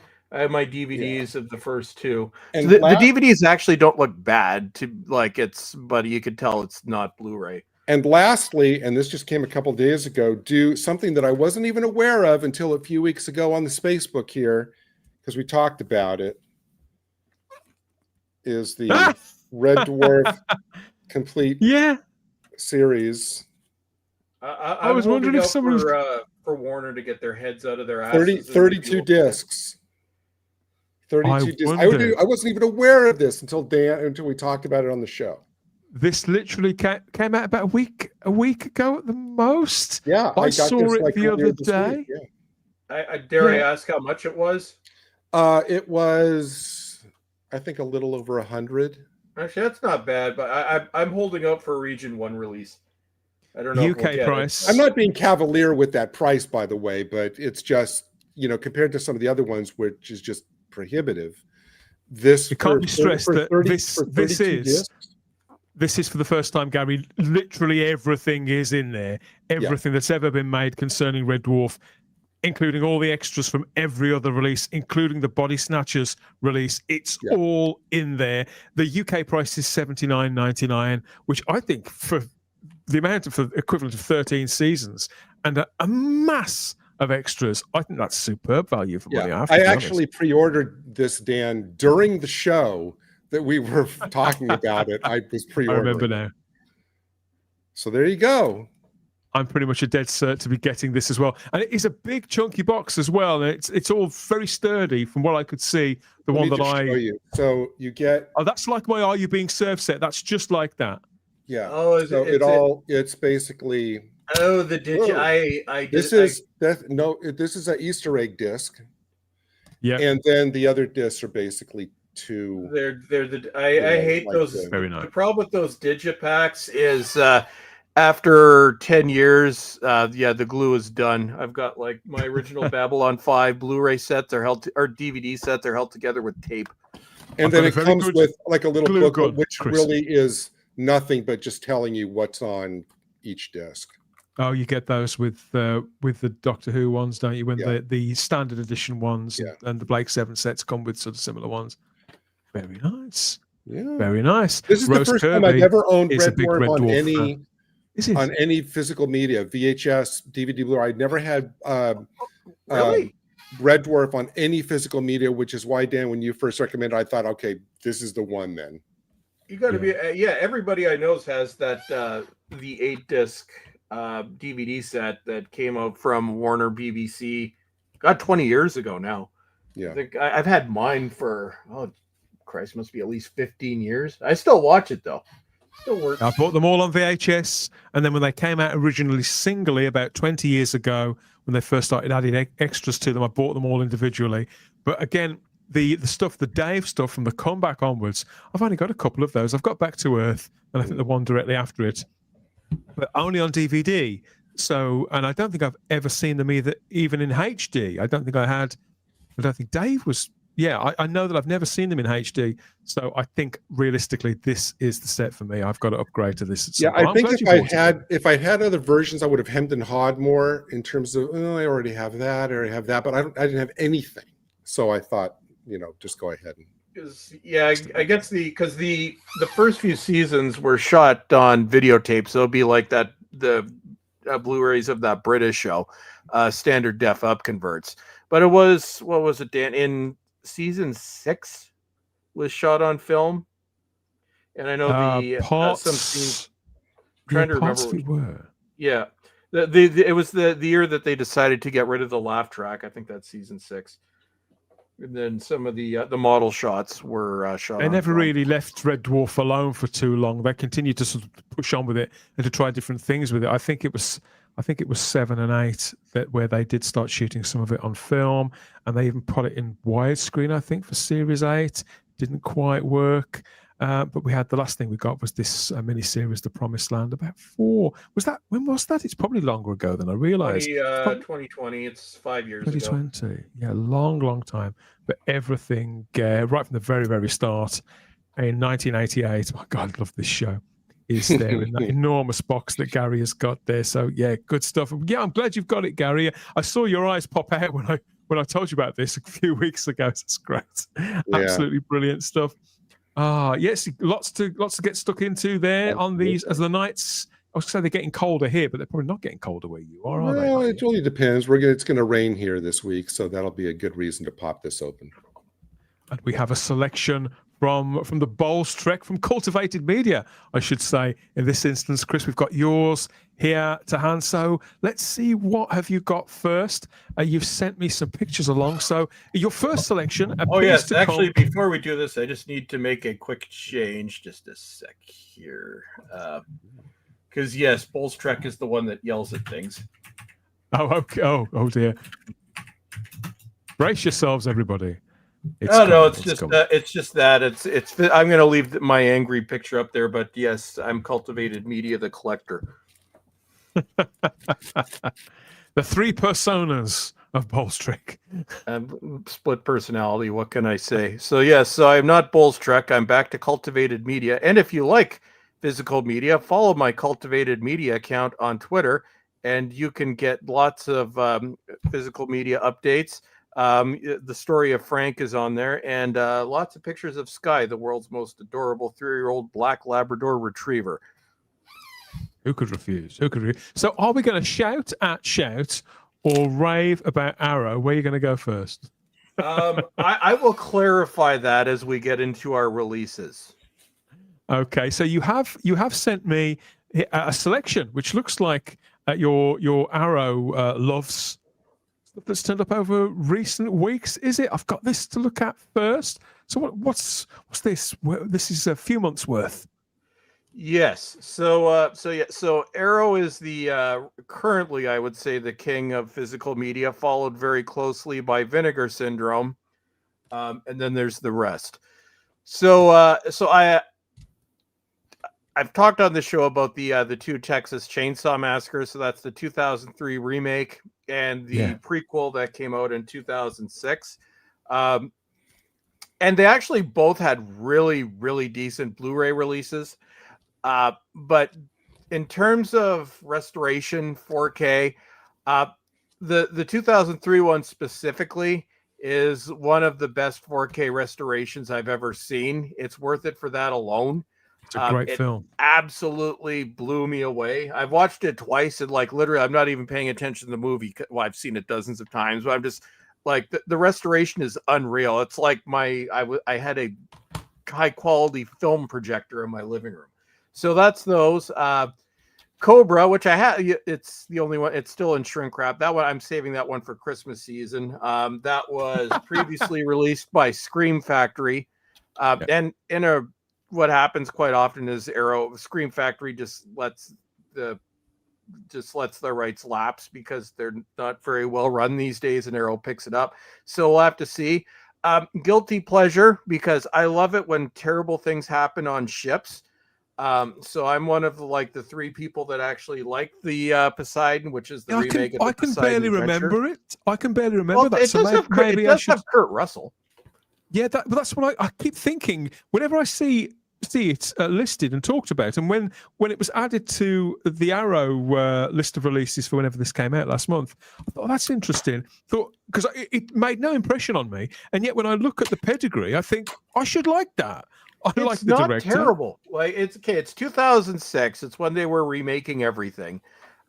Everybody hates this, and I rewatched it. It was the first time in a while I'd watch it. I will say it. Yes, some of the acting is corny. Some of the dialogue is corny. I have no idea why Fergie's there, but it's not that bad. And once again, this is I Arrow. think it sounds fun. Oh yeah. Well, and here's the thing, because you kind of collect things for different reasons. Currently, Arrow, I'm collecting them for the transfers because every single one of these just I have no idea what process they're using. Some of these may be studio transferred, but for the most part, they're commissioned themselves. I have no idea how they're transferring these things, but it's just like holy crap. And of course, it's telling that the person that now leads all this stuff for Arrow Video is the person responsible for the first 10 years of Scream Factory. So, one of the reasons why. Can I just say really quick, I'm still to this day stunned that Poseidon Adventure, I love the original Poseidon Adventure, has not been upgraded. I just checked. Their last Blu-ray for Fox from that was 2012. And I thought for sure that when the 50th anniversary of the original came up a couple years ago, that they would use that to do a 4K. I don't know why they're letting that languish. Oh well, as a 13-year-old, transfer and not do something special with that movie. If you look at who owns it now, no, that's the reason. Oh, Fox, you mean? Or yeah, Disney? Disney owns it, and Disney's terrible. Eesh. That Blu-ray, I have that Blu-ray. It's fine. Like, it's not terrible, but it's fine. It's watchable. But yeah, it's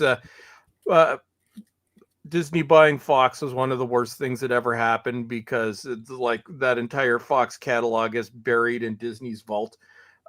So, and a lot of the Fox titles that were on Blu-ray are now out of print, and chances are you'll never see them on physical media again. Now, what did you guys think of Beyond the Poseidon Adventure with Michael Caine? I enjoyed them both when I was a kid. To me, they were inseparable from one another. But when you're a kid, aren't you? Get swept up in whatever. I know that people hate the second one. But it's not like it's not like it's that one in years. What's that film? The Sting 2. It's not like that. Oh. It's not shit. Yeah. It's not. It's a decent enough movie. I don't know why people hate on it the way that they do. No, I like it's guilty pleasure. I like it. Yeah, we all have guilty pleasures, as referenced by the next two.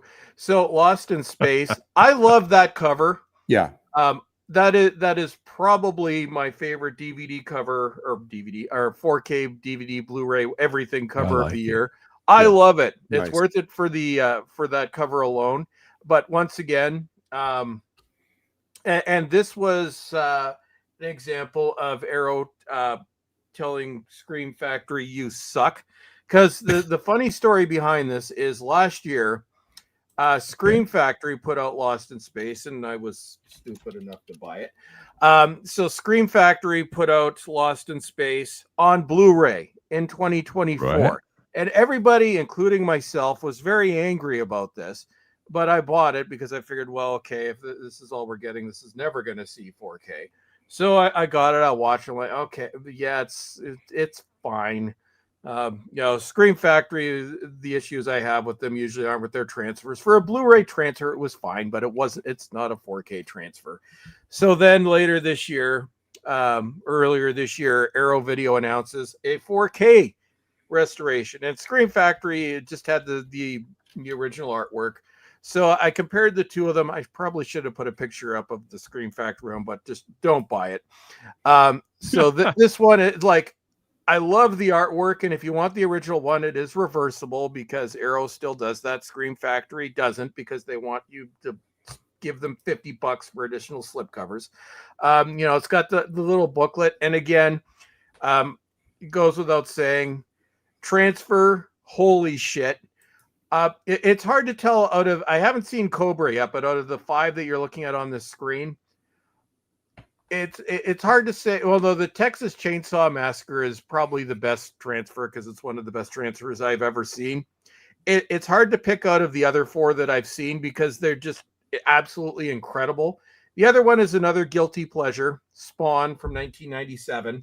Now, this film is notable because at the time, this was the most CG sequences of any movie ever released. And unfortunately, the results are somewhat mixed, especially the scenes in hell are some of the most ridiculous things you will ever see. So this is maybe a kind of a nostalgic guilty pleasure, but the CG is just, even 97, it's just awful. The dialogue is ridiculous in some cases. It's laughable. Yes. Okay. Well, we'll go with laughable. The dialogue and the CG could be better. But it's a guilty pleasure. I think it's just because I remember watching this in the theater back in the day. It has an amazing soundtrack. Even if you don't watch the movie, I know everybody hated the movie, but everybody loved the soundtrack. So this is a guilty pleasure. But once again, aside from the terrible CG scenes, which to be honest, there's nothing you could do with those. Another like jaw-dropping restoration. So Arrow, once again, king of physical media. I would recommend any of these. Arrow just right now they're doing their Halloween sale. It's no longer called Shocktober. I can't remember what they're calling it, but it just started this week. So I think most of these are on sale. Why did they never do a Spawn sequel? It didn't make money. I think this one barely made a profit. I think I'd have to look it up. There was supposed to be a sequel, but this one, the bad reputation spread like wildfire. Oh, okay. Namely the effects. It was one of these cases where everybody was excited to see it, and then word got out at what it actually was, and then the effects and the bad dialogue have become legendary. So you kind of have, if you like this as a guilty pleasure, it's worth picking up. But I would get one of the other ones first. Lost in Space. It's a classic, even though I was like 20 when it came out. It's still a classic to me. Yeah, I like that movie. Poseidon, I would say give it a chance. So I would recommend any of these. But if you're a horror fan, at least the Texas Chainsaw Massacre 03, this is worth picking up because it is just, you have to see this transfer to believe it. That's all I'll say. All right, that would be the one. I'm sold on quite a few of these, but yeah, you have unexpectedly turned me around on Texas Chainsaw Massacre. Your next one's a horror one as well. This looks like a bit of a treat. Yes, so there's a story behind this one. So every year around Halloween, I sort of focus on one franchise. And Chucky had been the one that I'd never upgraded past Blu-ray. I've got the studio releases of everything but the first one, and I've got the Scream Factory release of the 88 one. But what this is the region, or this is the UK edition. So funny thing with Chucky, if you're in region 1 and you want to import this, certain discs will not play, although I knew this going into it, and there is a reason for that. So the first Child's Play movie is just on regular Blu-ray, and there's a documentary disc, Life with Chucky, which is also on regular Blu-ray. They are region locked. The other 6 movies, so Child's Play 2, Child's Play 3, Seed of Chucky, Cult of Chucky, Curse of Chucky, Bride of Chucky, Wow. all 4K masters. So although these are not Arrow's transfers, these are the Scream Factory transfers that were authored earlier. Again, the same person that created or that released these on Scream Factory had moved to Arrow Video, Cliff McMillan, the king of physical media as far as I'm concerned. And one of the first things he did when he came to Arrow was authorize this set for region 2. Obviously could not do it for region 1. So you can get all of these except for Living with Chucky separately through Scream Factory, although it's very expensive. You're looking at $35 to $40 depending on when you buy them to import them. It looks beautifully presented, and they're like little storybooks. At least I think that's what they were trying to go with. I had no clue there were this many Chucky movies. The first one was 1988. The most recent one was 2017. Wow. And then there's the TV series that came after that. But so all but the first one are so they're Arrow versions, but they're the Scream Factory transfers. Even the special features, they're Scream Factory. But the sucky thing, and a lot of people do not realize this, so this is why I say you need to do your research before going into this, and when I get to my next slide, when I'm done with this, you'll see why. But there's a rather unfortunate situation with the first Child's Play. So few people know this, but the first Child's Play is MGM. The rest are Universal. MGM is now owned by who? Amazon, unfortunately. So the story was MGM released Child's Play, and they didn't want to release Child's Play 2, so it ended up going to Universal, and to this day, Universal holds the rights to the Child's Play franchise. So Scream Factory did put out actually, Dan, might as well go to my next slide, and then when I go to the other pickup. So you'll notice here, so these are both Scream Factory. So this is the original 1988 movie and the 2019 remake. So the reason, if you're importing, or even if you're in region 2 and you want to get all the Child's Play movies on 4K, you will not get the first one on 4K. Scream Factory was able to negotiate the rights. Arrow was not, and I'm pretty sure it's because it was post Amazon takeover, may have had something to do with it, that they were not able to get the release rights for the first one from MGM. So if you want, and also if you buy the set in region 1, that Child's Play original 88 movie, the Blu-ray is region locked. So if you don't have a region free player in region 1, you will not be able to watch it. So here's what you do if you want the most cost-effective way of getting Child's Play on 4K. You can buy all the Scream Factory editions for a small fortune, or you can import that Blu-ray set. Usually you can get it for around between $75 to $100. Yeah, I've seen this in the shops here, which is not bad. And then get the other two from Scream Factory. So for Child's Play 1, that is the Scream Factory 2022 release. So get that. And the set does not include the 2019 remake with Mark Hamill doing the voice of Chucky. It's actually outside of the regular Child's Play continuity. They actually had two continuities going on at the same time, because the original continuity went on with a 3-season TV series, which you've heard me rant about before, what they did with that. But anyway, so this is Scream Factory. So Child's Play, all Scream Factory did the transfers for all of these, including the Arrow versions. They look damn good. So yeah, like I said, I have my issues with Scream Factory, but transfers have always been fine. So now that I've yacked on about Child's Play enough, the remake of Child's Play is crap. Apparently, I refuse to watch it. It has its moments. It also has Aubrey Plaza, which kind of makes it worthwhile. Mark Hamill actually does a decent Chucky, but no, it is the weakest of all the Child's Play movies. Does the voice sound like his Joker from Batman the Animated Series? No, he's it's kind of imitating Brad Dourif, who does Chucky, the voice of Chucky on everything else, although Dourif is by far the better Chucky voice.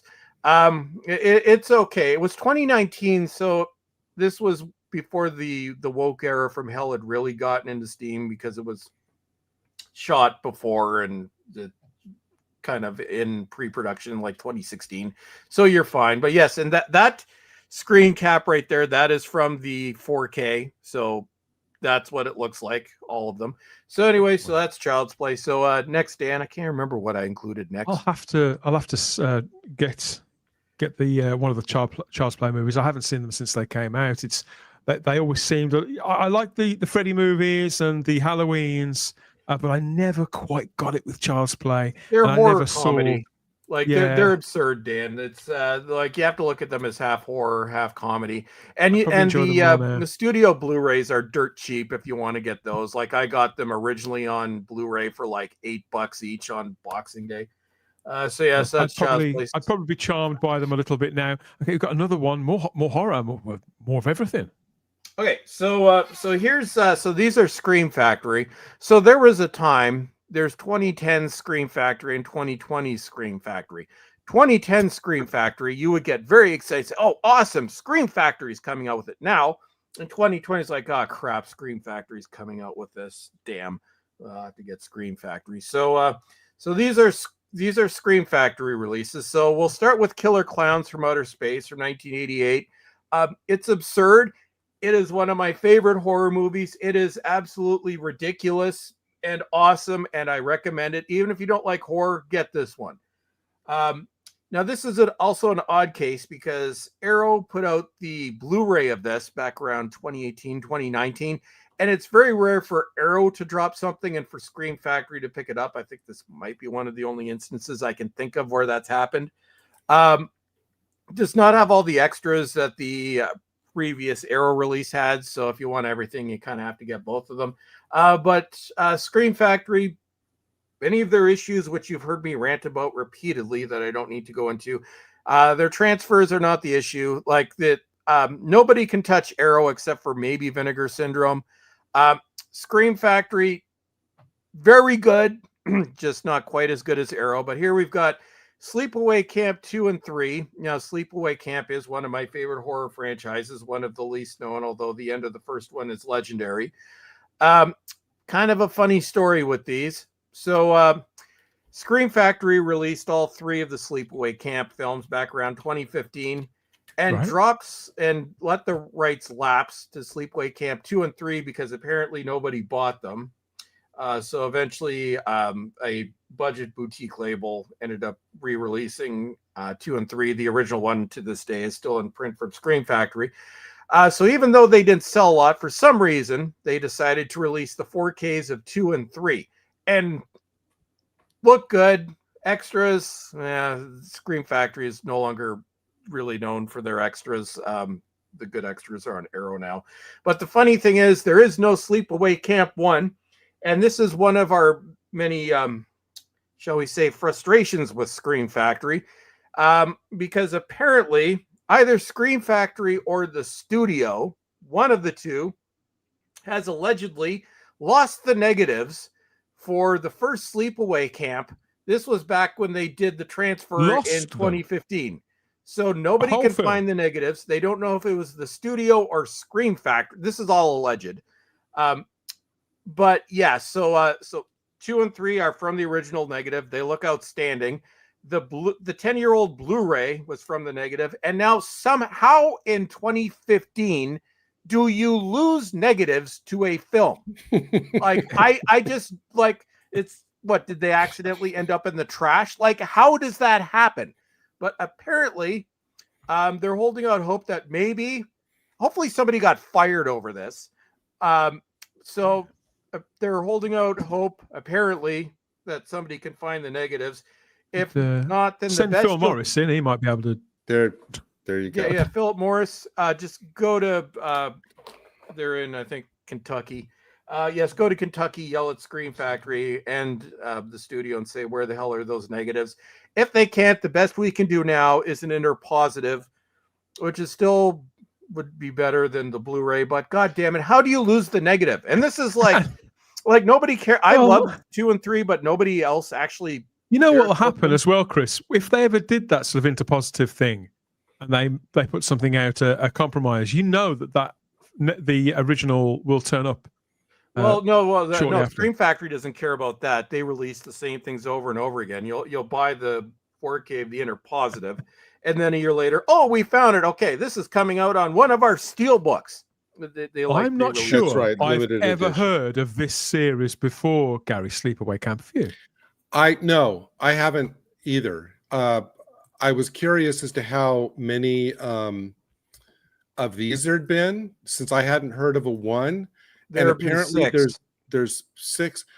It seems like there was 1, 2, and 3. There was a movie called Return to Sleepaway Camp, and then Sleepaway Camp 4.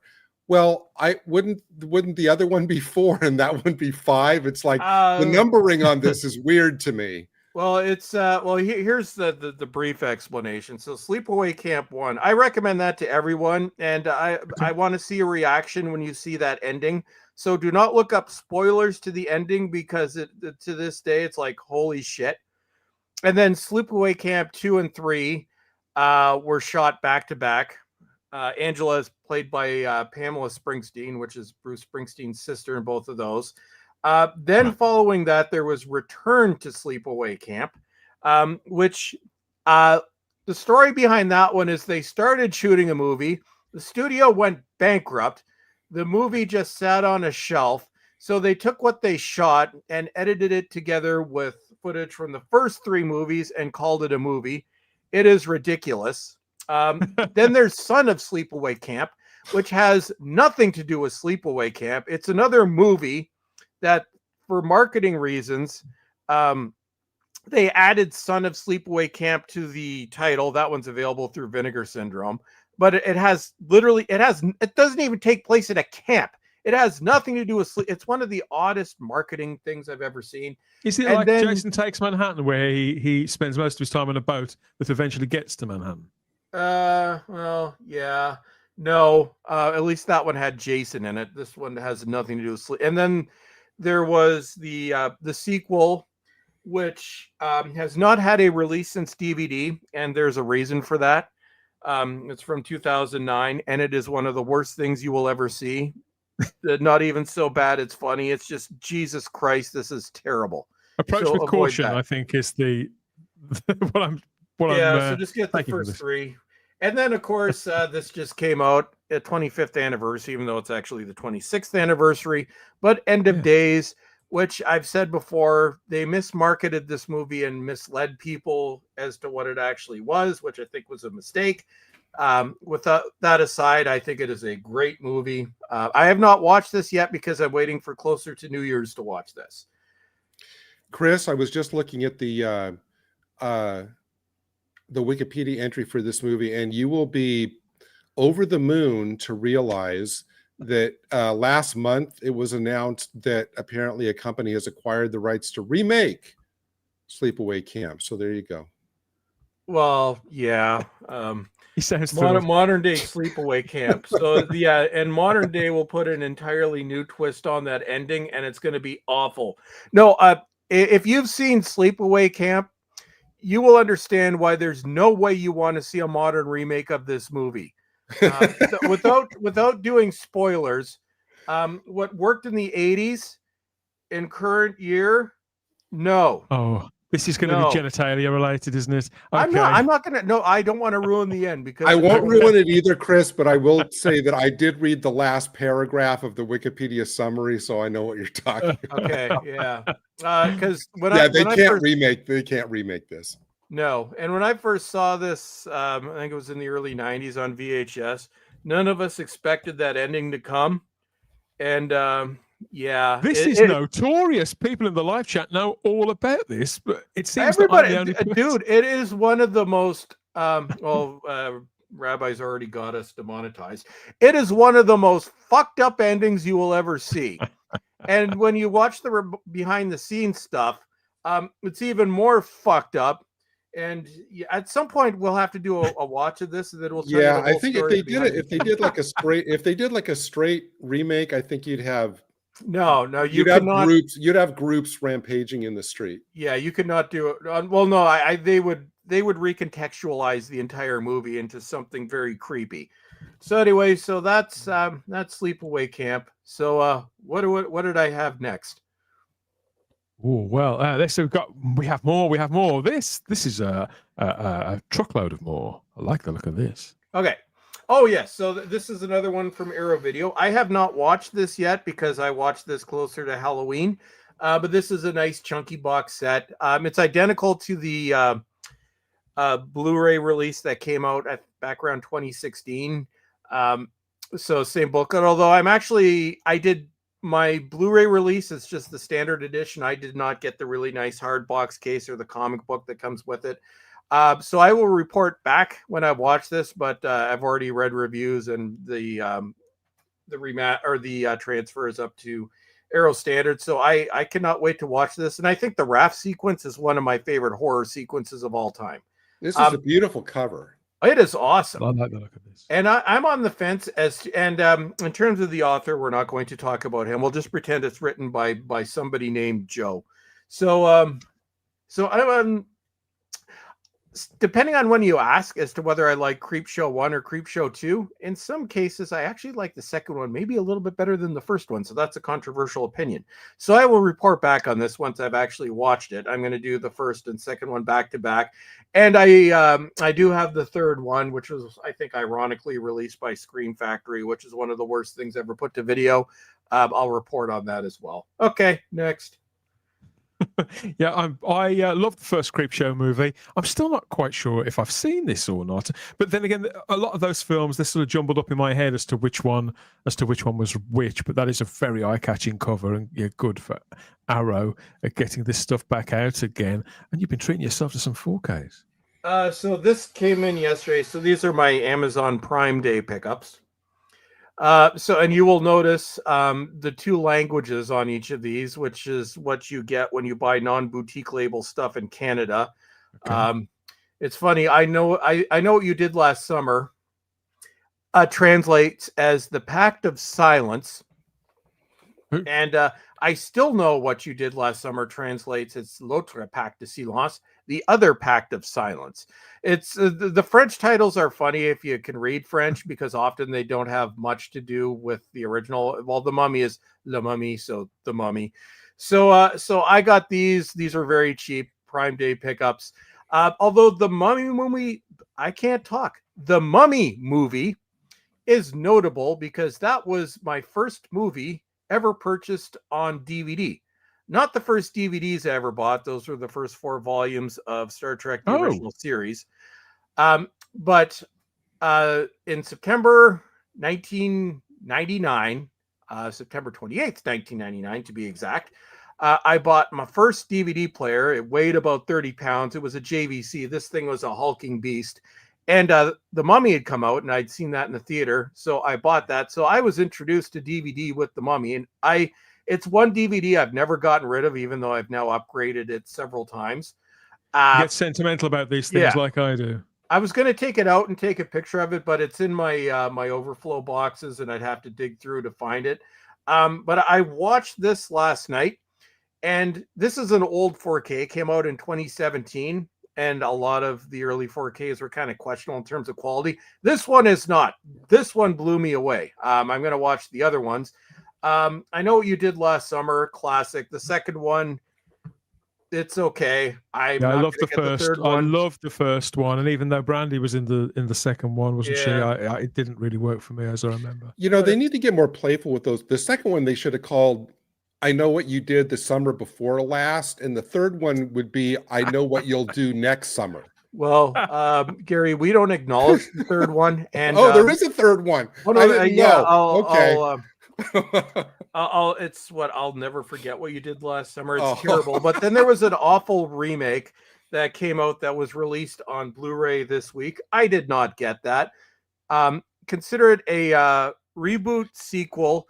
And I would say the worst genre of horror was late 2010s, early 2000s Zoomer woke horror, and it seems to be right in that area. So I'm just gonna skip that. The other one was these are great if you can pretend it's not Daniel Radcliffe and Emma Watson, who has been in the news lately.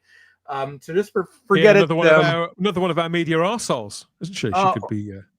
Well, I would call her the queen of fake, whose career ended a decade ago. But it's Harry Potter. What could I say? It's I was like 23 when these came out. But even I can appreciate Harry Potter, so it's in my guilty pleasure. And J.K. Rowling, I love those movies. J.K. Rowling. So I got these. It was on sale, but it's got all 8 movies. So yay! That's great. Harry Potter. I like. I mean, I want to go back to The Mummy a moment. The Mummy wasn't the first DVD I ever bought. That was the Bond movie, The World Is Not Enough. Well, I actually bought 2. I bought The World Is Not Enough and Dr. No, because I think it was 2 for £30 or something like that. But the Mummy was the reason why I saw a trailer for it. And that was the reason why I decided that I needed to upgrade from VHS and get one of these new DVD players that only one of my friends had got one. Only one out of everybody I knew had got a DVD player. And I thought, after I saw that trailer, I thought, no, that looks absolutely spectacular. I'm going to want to get it looking its best. And my kids were really small. Well, I think I'd only got one child at that point. I think I got my twins were on the way. So me getting to the cinema in between having a career and a family, it just wasn't going to happen. So I thought, if I can't get to the cinema, until they're 20 years old, I'm going to have to invest in my home entertainment setup. So yeah, The Mummy and The Matrix, in all fairness, it was sort of a 50-50 thing. Both of them played a massive part in me deciding to ditch VHS and go and get on board with DVD pretty early. I adapted pretty early. Well, it's funny you said that, Dan, because I was just about to say it was The Mummy and The Matrix were the two highest selling DVDs that year. And they were the two movies that really took DVD. Prior to that, it was a niche thing. And then they came out with The Mummy, but the big thing was The Matrix, which came out about a month later. And I used to have that original Matrix DVD. That one said, I kind of wish I still had it, but I sold it like years ago. But yeah, they were the two things that made DVD. And actually, I came in after I put these up, but I also got the set of the first 3 Matrix films, which was like $30 on 4K for 3 of them, Amazon Prime Day. So I'll be watching those in November. So there you go. So very nice. I really like that cover to the Harry Potter set, Gary. I like that kind of the richness to a lot of the production design. I like especially for sets like this. I like it when they, make the attempt to do like a nice little art piece instead of just more, cut and paste, Photoshop. That's nice. Yeah, we're talking to you, Scream Factory, who used to do awesome covers and now just gives us the original artwork. Unless you want to pay an extra $50 to get their exclusive artwork through their website, Scream Factory, do better. And you've got one final release. It's very strange. After me, I talked it up all year, and I'm the only person on the panel who doesn't own Superman on physical media. So there you go, lenticular cover, and then in the corner you can kind of see how Amazon beat the living hell out of my box. But I did not see this in the theater. As everybody knows, I had 3 failed attempts where I was supposed to see it. Was it 3 in the end? And I wasn't able to see it. So I finally got to watch it on 4K, and I have since watched it twice. And I will say I really like this movie. I don't know if it's going to revive comic book movies. I think we're at the end of that whole cycle. Yeah, no. It's too late. But I think it's nice that I think these DCU movies are going to be the end of it for a while. But at least it's going out on a high. So at least, it's not going out with Marvel because nobody watches those. This was a good movie. And Krypton is the cutest thing I've ever seen. And my dog actually liked Krypton because, not Krypton, Crypto. Sky would go nuts every time Crypto was on screen. So, we love the puppy. And that's it. Well, I'm not easily seduced by a slipcover either. In fact, I have been known to throw them away for being too bulky or an eyesore. But when you had yours up on screen earlier on, Gary, and I could see it sort of moving in the light, I thought, I'm actually stunned that you haven't got it yet. I figured you'd be the first one to get it. I don't think it's out yet. I could be okay. wrong. All right. I guess I keep thinking that everything releases everywhere at the same time. The cinema, everything gets released at the same time, but it is still different when it comes to physical media. Yeah. Sometimes we get things first. Sometimes we get things stone cold last. And I'll be honest with you, I haven't checked, so it may have come out a couple of days ago. But I was in HMV not that long ago, and it wasn't on the shelves there, but the Red Dwarf set was, and a couple of other things were. So yeah, maybe not. I mean, the thing I love most about this movie, and I went to see it twice at the cinema, which is unheard of. I haven't done that for nearly 20 years. It made me feel like I was about 11 years old again. It does. I thought it was absolutely wonderful. I'd recommend it to absolutely anybody, particularly, but not exclusively, if you've got young children. It really is a great movie, and I think that when you know how it is when people look back on things from the past, and you think, what was the standout movie of 2025? And I'm not talking about what's the best movie of 2025. What was the movie that had the most sort of broadest cultural impact? And I'd say this has to be a hot contender for that. They managed to pull it off after all, and regardless of whatever you think of James Gunn, whether you like him, whether you don't, and since this film came out, James Gunn has got back into my bad books. That's a story for another time. Yeah. But this film in my view, stands just like Superman, shoulders back and straight up. And I can't wait to see this again. I would recommend it to absolutely anybody. No, it's not a reinvention of the wheel by any stretch, but I think you'd have to be pretty stone-hearted not to be won over, Chris. I'm so glad you enjoyed it.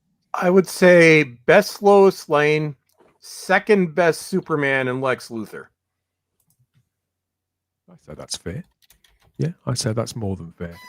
What a selection, everybody! What a selection we've treated to you too this time. Must get Superman, says Stephen Braddock in the live chat, and people are still coming. Oh, love that art, Stephen.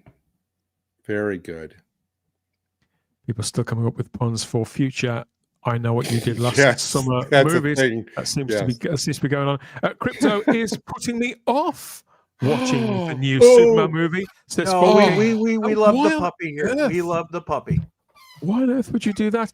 Lord Thoth says Crypto was cute. I love his popcorn buckets. I'm not easily won over by animals in movies. I can take it or leave it. It's no way to my heart in the way that it is to Chris's. But the Crypto is brilliantly done. Very, very funny. And even though the character obviously doesn't speak, the writing around it is, it's not something they could have done with just any old character. Funky also reminds us there's a Blu-ray set of Lois and Clark that's been released. Yeah, I think I have to get that. The picture looks superb. Yeah, I'm biding my time and seeing maybe if that's going to be a like a Black Friday sale on Amazon. Maybe drop a little bit. So because of all the various incarnations of Superman, and I have love for most of them. Sincerely, I'd say if I was to. When I watched this film, when I watched this over the summer, and I thought I need some more Superman in my life, the version I looked back to that was the nearest approximation to this absolutely was the Dean Cain and Terry Hatcher series from the 90s. And I think it's possibly because they were both so influenced. I mean, at the time, that series, the comics were new then, the resurgence of Superman comics. And this movie does very much reach back to that same period, the Triangle era when Jerry Ordway, John Byrne, Dan Jurgens, all of those people were working on it. That Lois and Clark series, I think just the casting on that across the board was superb. The cast of the parents, the best Perry White, I think, in any incarnation to me. Lex Luthor in the first season was great. Just terrific casting. I haven't seen it since it was on TV in the early 90s. I must revisit it. I did watch it again just a few years later, but I haven't gone back to it in nearly 2 decades. I catch bits of it now and again, and every time I do, it's like you say, Gary, it's usually because Lane Smith is Perry White. It tends to be one of the peripheral characters, and I just think, oh, God, it always makes me smile. He was so great in that. Sometimes I see scenes from old shows from the 90s or even the 80s, and I watch them and I think, ooh, do I really want to watch that again? But that's never happened with Lois and Clark, not once. For years, that did put me off rewatching one show, the show that I'd say one of the big shows of my childhood in Dallas. I'm still making my way through my Hugh box-sized box set of Dallas. I'm on to season 9 now. I'm about to start season 9 because we've just hit Bobby Ewing has just gone under on top of the bonnet of Catherine Wentworth's car, and it's not looking good for the lad. He seems to be dead. I think he'll be okay.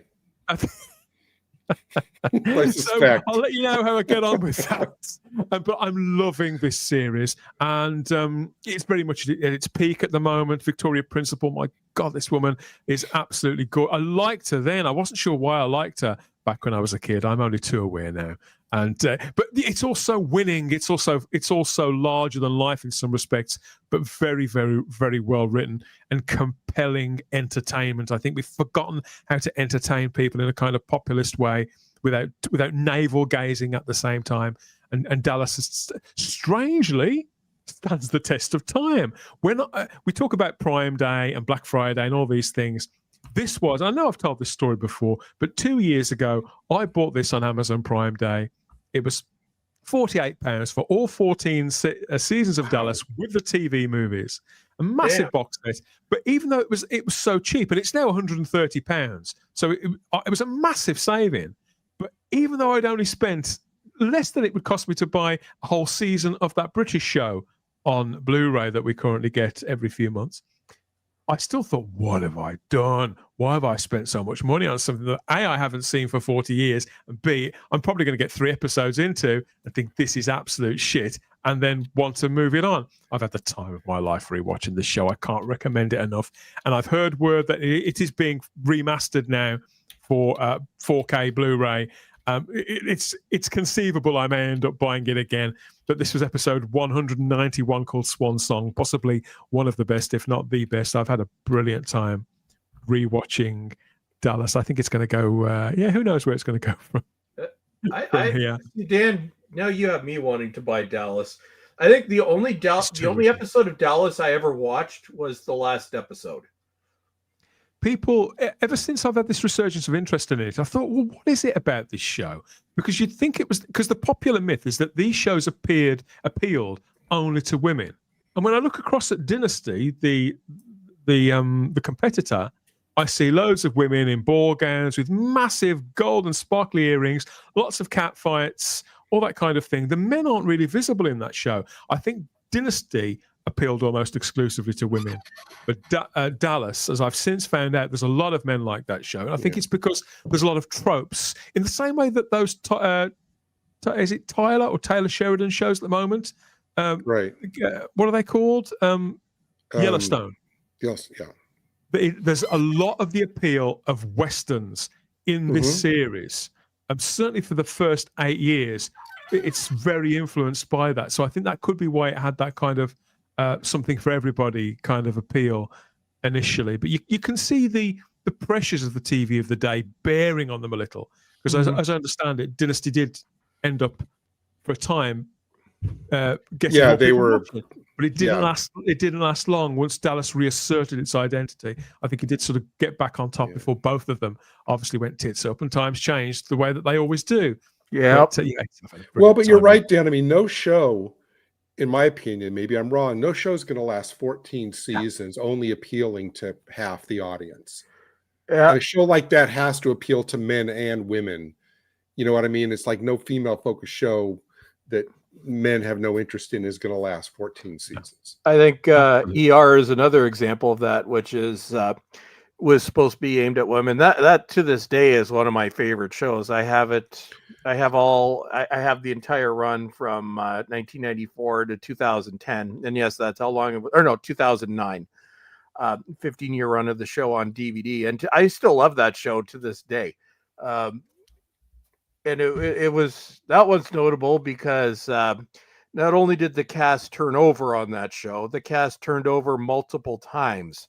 So if you're watching the later seasons, the only constant throughout that show was the hospital itself. But yeah, I tried to watch New Amsterdam from about 6 or 7 years ago, mainly because Freema Agyeman's in it and I adore her. But I only managed to get about 4 or 5 episodes into it before, and I thought she was great, and the guy playing the lead was really good as well. But the format of it was so strictly observed. It was very formulaic that I couldn't get past that. The framework was just bare the whole time. And it didn't seem to matter how good some of the performances were. It just felt like formulaic hospital set drama. Whereas ER, I think that probably is sort of the Dallas of the 90s in some respects. And I probably would enjoy that. It picked up the same I've audience. never seen it. Well, the funny thing is there was another show that premiered alongside ER was on NBC, and the other show was on CBS, for what I remember correctly, which has completely vanished into oblivion. It's never I know what had. You're going to say. Yeah, Chicago Hope. No, that's not what I was. Oh, no. Well, yeah, there were 3 medical dramas that premiered this year. I can't remember what the other one was, but Chicago Hope ran for 6 seasons. It has just vanished into non-existence. It never had a DVD release, obviously never had a Blu-ray release. I don't think it's streaming anywhere. I have not seen that show since it went off the air. And that had a lot of big 2000. names in it, like Mandy Patinkin was in Yeah. that, and it was another one that Me neither. most of the cast changed near the end. But yeah, it has vanished into oblivion. And there was a third medical show that came out that year, and I can't remember what it was. the one that I watched from back in the 80s that I loved was St. Elsewhere. Yeah, I was thinking of that one Yeah. too. St. Elsewhere Hill, and there was a show. Do you remember that show 30 something? That was massively culturally relevant at the time. You never hear anybody mention it anymore. Not a whisper, and yet at the time, massively culturally James relevant. Spader was in that, wasn't he? He may have been. I never saw it. I was too young to watch it. I think he. Why am I thinking he was in that? Oh yes, Grey's Anatomy. Yes, and for some reason that is still going on. That's still on. Yeah. I don't know how. A shout out to Virtual Bass in the live chat, simply for mentioning the late, the great, the one and only Mr. Terry Wogan. Terry Wogan. The one and only Terry Wogan, who was a massive fan of Dallas. Terry's very, very missed figure here. Thank God. What Peter Harrington says, thank God we had a black and white portable. As soon as the Dallas music came on, I was off. That's a great theme. That's one of the great TV themes. One of the greatest TV themes of all time. I never watched ER, says Lord Thoth. It is worth it. It is worth it. Like, you think ER is, and it was Michael Crichton. This was his TV show. Yes. You think it's going to be like all the other soap opera things, and it's like, what can you do in a hospital? I'm like, no, dude, this is one of the most intense shows you will ever watch. I'm like, every episode is like an adrenaline rush. Like it is. I would say it's brilliant. And especially those first 5 seasons are as close to a perfect show, I think, as you will get. Like you will get hooked. And unfortunately, it's I feel bad for anybody who started watching it on Prime because it was there for like half a year and then they took it away. But no, it's like I usually watch 1 season a year, and I will watch it. I'll make it through the entire season over the course of like 4 days. Because you start watching it and you can't stop. Like, it is intense. I would say ER is probably the most intense show ever made. So this is my recommendation for the week. If you have not seen ER, watch ER. It is brilliant. So hey, usually, Dan, when you finish Dallas, you're going to have to switch over to Knots Landing. You know that. I've tried watching I've tried watching it, and now to me that does seem like a show that's largely aimed at women. It was. I watched it with my mom every week, but I ended up getting into it. But yeah, no, it has a certain feeling of quality about it. It doesn't feel cheap, and the writing and the characterization is as on point as Dallas. But it just feels aimed far more at women. The men are kind of, they're not weak as such, but they feel like secondary characters. So it's a show that I might watch. I've watched about the first 5 or 6, and I did enjoy it. But I thought, well, why would I watch? And I was trying to intercut it with Dallas. I thought, well, not only was because there's no official set out of Knots Landing. Somebody, if you're watching, you know who you are. Somebody sent me some copies of it. But I thought, no, I'd rather wait. Why would I watch an episode of Knots Landing when I can just watch another Dallas instead?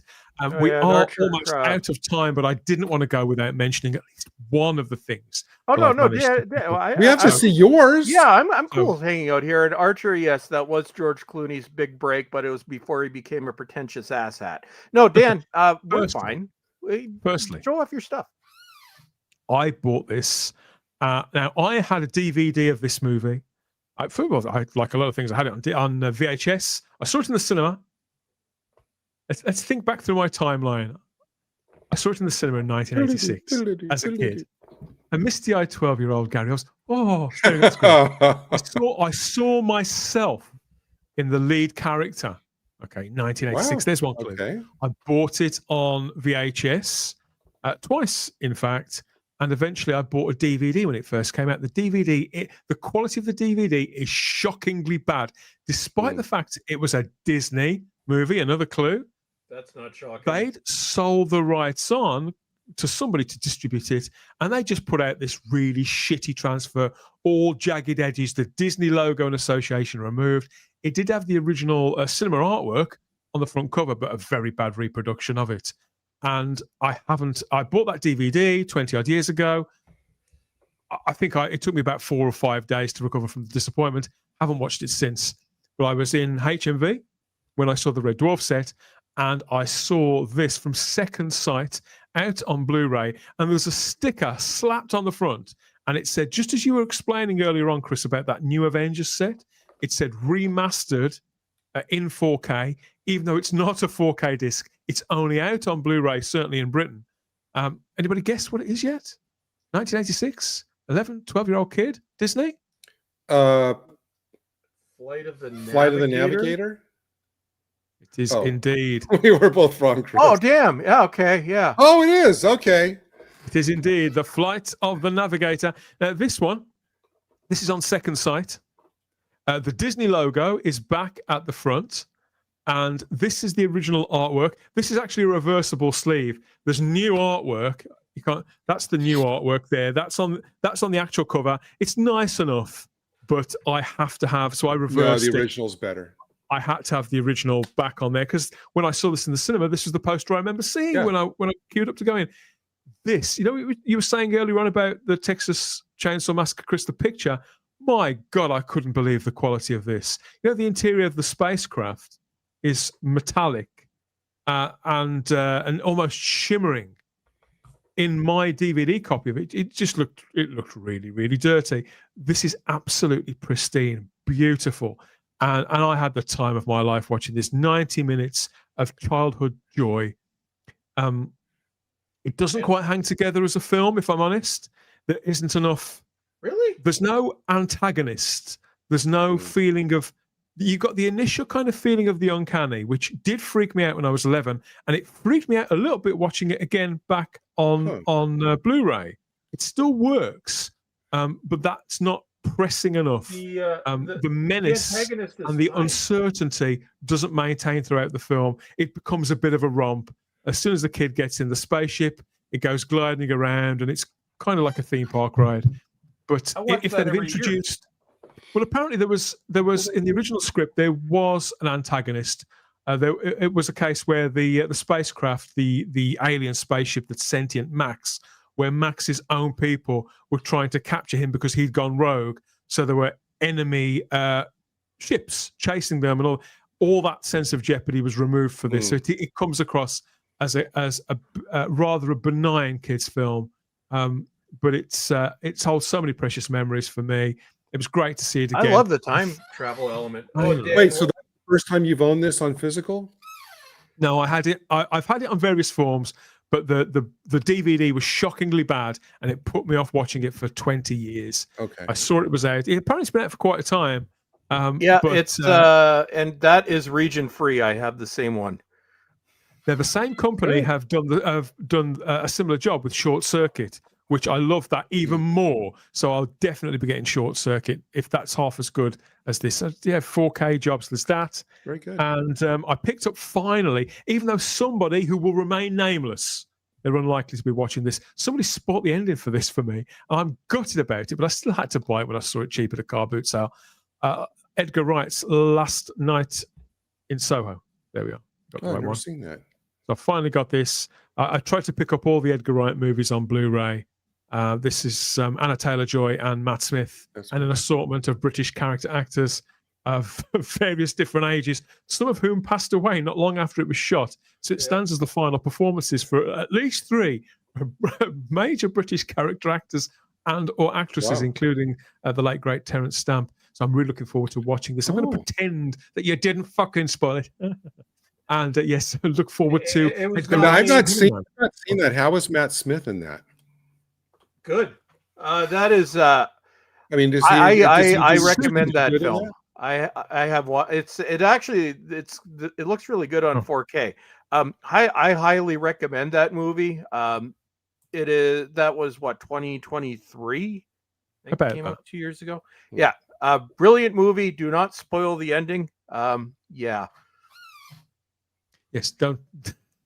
And like, Yeah, people who don't know me very well think, they don't know that I'm allergic to any kind of spoilers whatsoever. So there's that. Also, looking at the Blu-rays, I picked up this. This was I think it was the same car boot sale. The Robbie Williams movie, Better Man. Now, some people really hate this, just don't get it. I've never seen it, but I just think it looks tremendous fun. Love Robbie Williams' music. The sequences I've seen, because if you know the hook is that Robbie is played by a CGI chimp, but the sequences that I've seen, it looks incredible. And I can't remember whoever the director is. I think they made Rocket Man or one of those big Bohemian Rhapsody. There was another big movie that they were responsible for, enough to make me think, okay, the trailer was fantastic. Enough people I know like this for me to think, oh, this is a good one for me to break out. I'm saving this for Christmas. A bit of song and dance. I'll have a drink, sing along with some of the songs. And I personally think the idea of getting Robbie Williams to be played by a chimp CGI. Or, you had me at CGI chimp. Yeah, to me, that's perfectly viable. I'm absolutely down for Better Man. I think it's done better. See, again, this is another one that the critics laid into because it's absurd. But people I know who've seen it actually really liked it. So that's all they're the only reviews that I care about. And whilst I wouldn't describe this one as a white whale, I finally got this. I've been looking for it for a time. It's nothing great, nothing rare. A film that's often seen and sometimes on television. But I've never owned it before, even though I do have a deluxe edition of A Hard Day's Night, the Beatles movie. I've been trying to get help for a long, long time. And again, this was 10p at a car boot sale. Yeah. And it's region free. So I thought, where's it from? It turns out it is a UK release, though. It plays perfectly well. And it's in a strange, again, the box is very weird. So it's not in an Amaray set. It's like a slim digipack that folds away in there. But the cover's really nice. And I personally, I don't think this is anywhere near as good as A Hard Day's Night. But I've always wanted it. So really, Richard, I was just about to say the opposite because this one has a plot. Somewhat, yeah. But I mean, it's the plot that stretches it too far. I like the other one because it hasn't got a plot. Okay, I mean the plot's kind of like right out like a Monkeys episode. It's like Ringo has the magic ring and stuff. But the music on either one of these two is just like iconic. So just even listen though to I the music. accept that the Beatles did live in colour. For me, in some respects, I think the Beatles belong. It's like William Hartnell as Doctor Who. They belong in black and white somehow. So yeah. I don't know what it is. Maybe it's because I like Beatles from around the stuff just before Sgt. Pepper. So before things got really colourful, it's sort of my era. Rubber Soul and Revolver. And do you like the Yellow Submarine movie? Not so much, but I am a big fan of Magical Mystery Tour, which I know again everybody hates that. Everyone hates it. I also picked up. This ties back to something that Chris had got as well. And this is a TV show that I watched. Again, another big streaming show that I watched one season of. They made 3 of it. I've never seen the rest. I couldn't tell you what happened in it, but I remember I liked it. It was very lavish, and the cast was very impressive. I think it was led by Toby Stevens, somebody like that. Can't quite remember. But I got the first season of Netflix Lost in Space here on Blu-ray. Oh, I thought this was certainly season 1 of this was really, really great. Heaven knows why I stopped watching it. Maybe I didn't have Netflix for a time. I don't know. It's really, really good. I think they did 3, maybe 4 seasons. Yeah, well, no, I know they did 3, but it wasn't canceled outright on a cliffhanger. They did, from what I understand, end the story. So you will be able to watch all 3 seasons and get a complete story. Let's see. I don't know if it's. I suppose it was always meant to be finite because when you put families on TV and kids have a habit of growing up, and when they do a season of a show like this every 18 months. It's hard to maintain that kind of family dynamic, isn't it? When as they're finding out with Stranger Things, when you start with a 10-year-old kid, you've made 3 seasons, and they're they've started shaving. You think, Yeah. okay. That's the one where they gender swapped Dr. Smith, right? Yes, it is, and it's so well done. It's before Woke. It's so well done that I'd forgotten they'd even done it. Okay. I think Posey. Parker Posey. Parker Oh, Posey. damn. Okay, I must watch that now. She plays Dr. Smith, and she's they're all fantastic in it. Wow. Okay. Again, I haven't seen it since it was made, and I think it was about 2017, something like that. So I can't swear as to how it held up, but the special effects were outstanding, and yeah, really great production design, really good stuff. How much was that? I think this was £1.50. So Yeah. I don't even know if you can. Wow. I don't even know if you can get seasons 2 and 3. I haven't got a clue. But when you see something that Netflix that's is that bad cheap, for- Nice. No, Netflix is bad for putting out 1 or 2 seasons, and then they only ever put out the first 2 seasons of Stranger Things. So yeah, You have a great radar for finding like the best deals at Why these. don't well, I- you think so, but in the same box, and this is where I don't do guilty pleasures, but I did feel rather dirty. But it was 10p for Indiana Jones and the Dial of Destiny. I still have never on seen DVD. it. Why It's not a Blu-ray. It's only on DVD. But Why not? I thought I haven't seen it. Maybe I shouldn't slag off a film that I haven't seen quite so much. 10p. What's 10p? It an Apple costs 25p, so I didn't think I could really go far wrong. Sure. With that, You have all the other ones, right? Yeah, I So do. I've got It's them your on set, Blu-ray. so that's fine. Yeah, You know. it's in one of those eco boxes. Oh, Oh, yeah. damn. I hate those things. But yeah, I thought, well, let's see what it's like.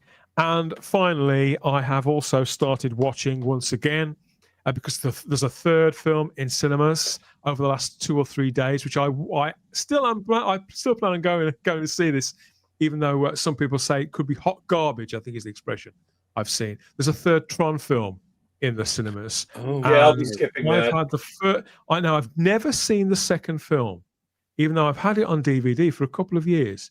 So when it came to watching them both again, I thought, well, if I'm going to see the third one, I want to see 1 and 2 again. Right. So I've upgraded to DVD. I was going to go for the new Steelbook set, but it was just too expensive. Yeah. I thought I'm not a big enough Tron fan to drop nearly £100 on one film I've never seen and one film which is, very, very flawed in the original Tron film. But I bought this Blu-ray double pack of them both, and I watched the original Tron film the other night. And my God, this picture is amazing. Yeah. It could be because my player upscales to 4K, so that may be helping it a little.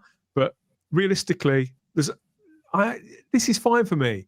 I know that a lot of people have bought those new 4K steelbooks and things like that. They seem to have sold very well. But sincerely, this is a film. Tron is a film I watch every 10 to 12 years, so it'll be fine. I'll be fine.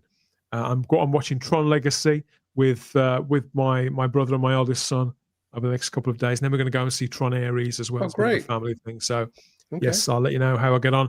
But sometimes Blu-ray. There's nothing wrong with Blu-ray at all. Nope. Yeah. No, especially if, like you said, you have a 4K player like I do that upscales it. So, yeah, absolutely, very good. I like how it says the original classic. Bit cheesy, but yeah.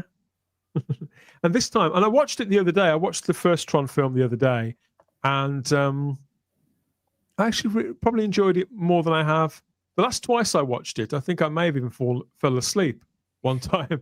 But this time, I think because of the high picture quality, a bit more ooh and ah about it. I don't know. It was nice to go back to this film. Yeah, David Warner's good in that, right? I think everybody's pretty good in it. Yeah, I think it's the writing that sort of lets the film down. They forget to actually write it and build the characters and have them interact and things like that. So yeah, I look forward to watching the sequel. Then the third one, and I'll be as up on Tron as everybody else. I'm not going to touch the games, or I might watch that animated movie because I know a lot of people like that. I can't remember what it's called. Tron. What's the animated one? I can't remember. There's so many of those sort of tie-ins now. But yeah, that's generally speaking. That's generally speaking my stash. There is more, but more for another time. Funky says one day Dan may buy a copy of With Nail and I. No.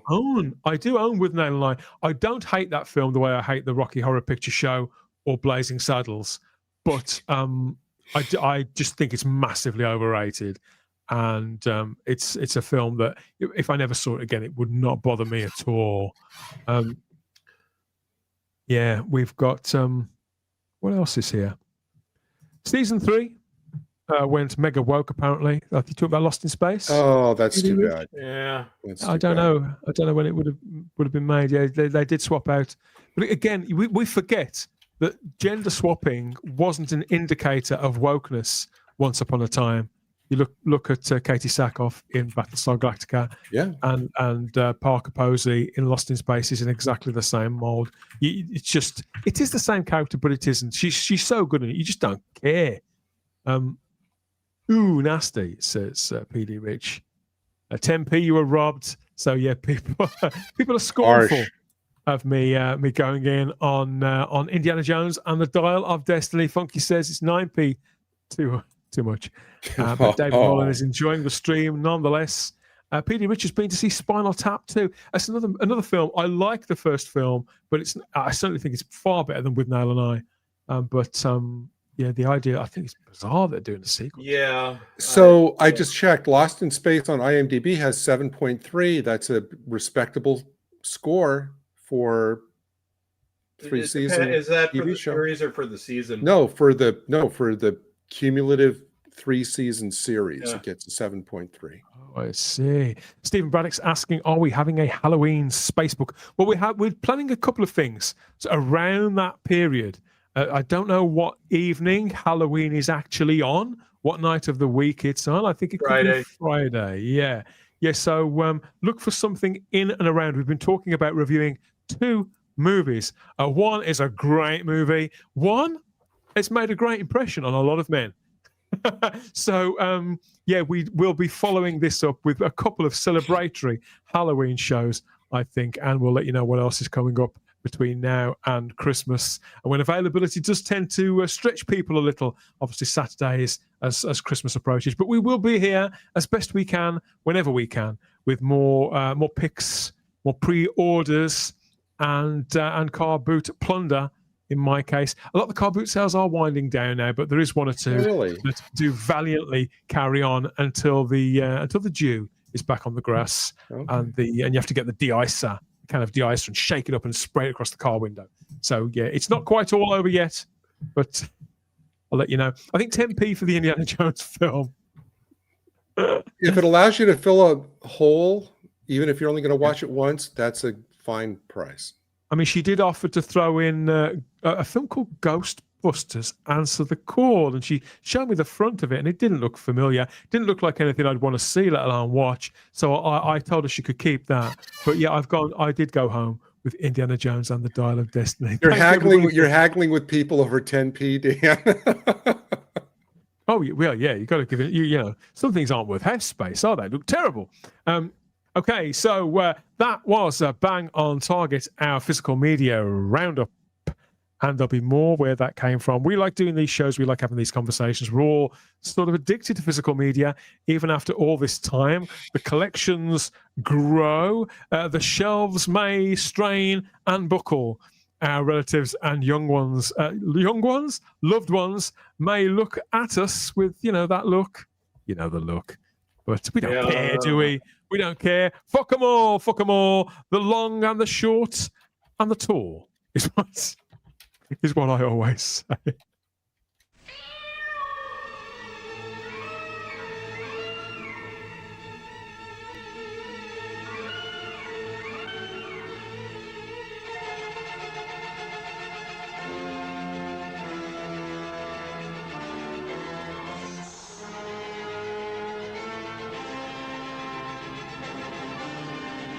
Maxell videotape. Get the picture.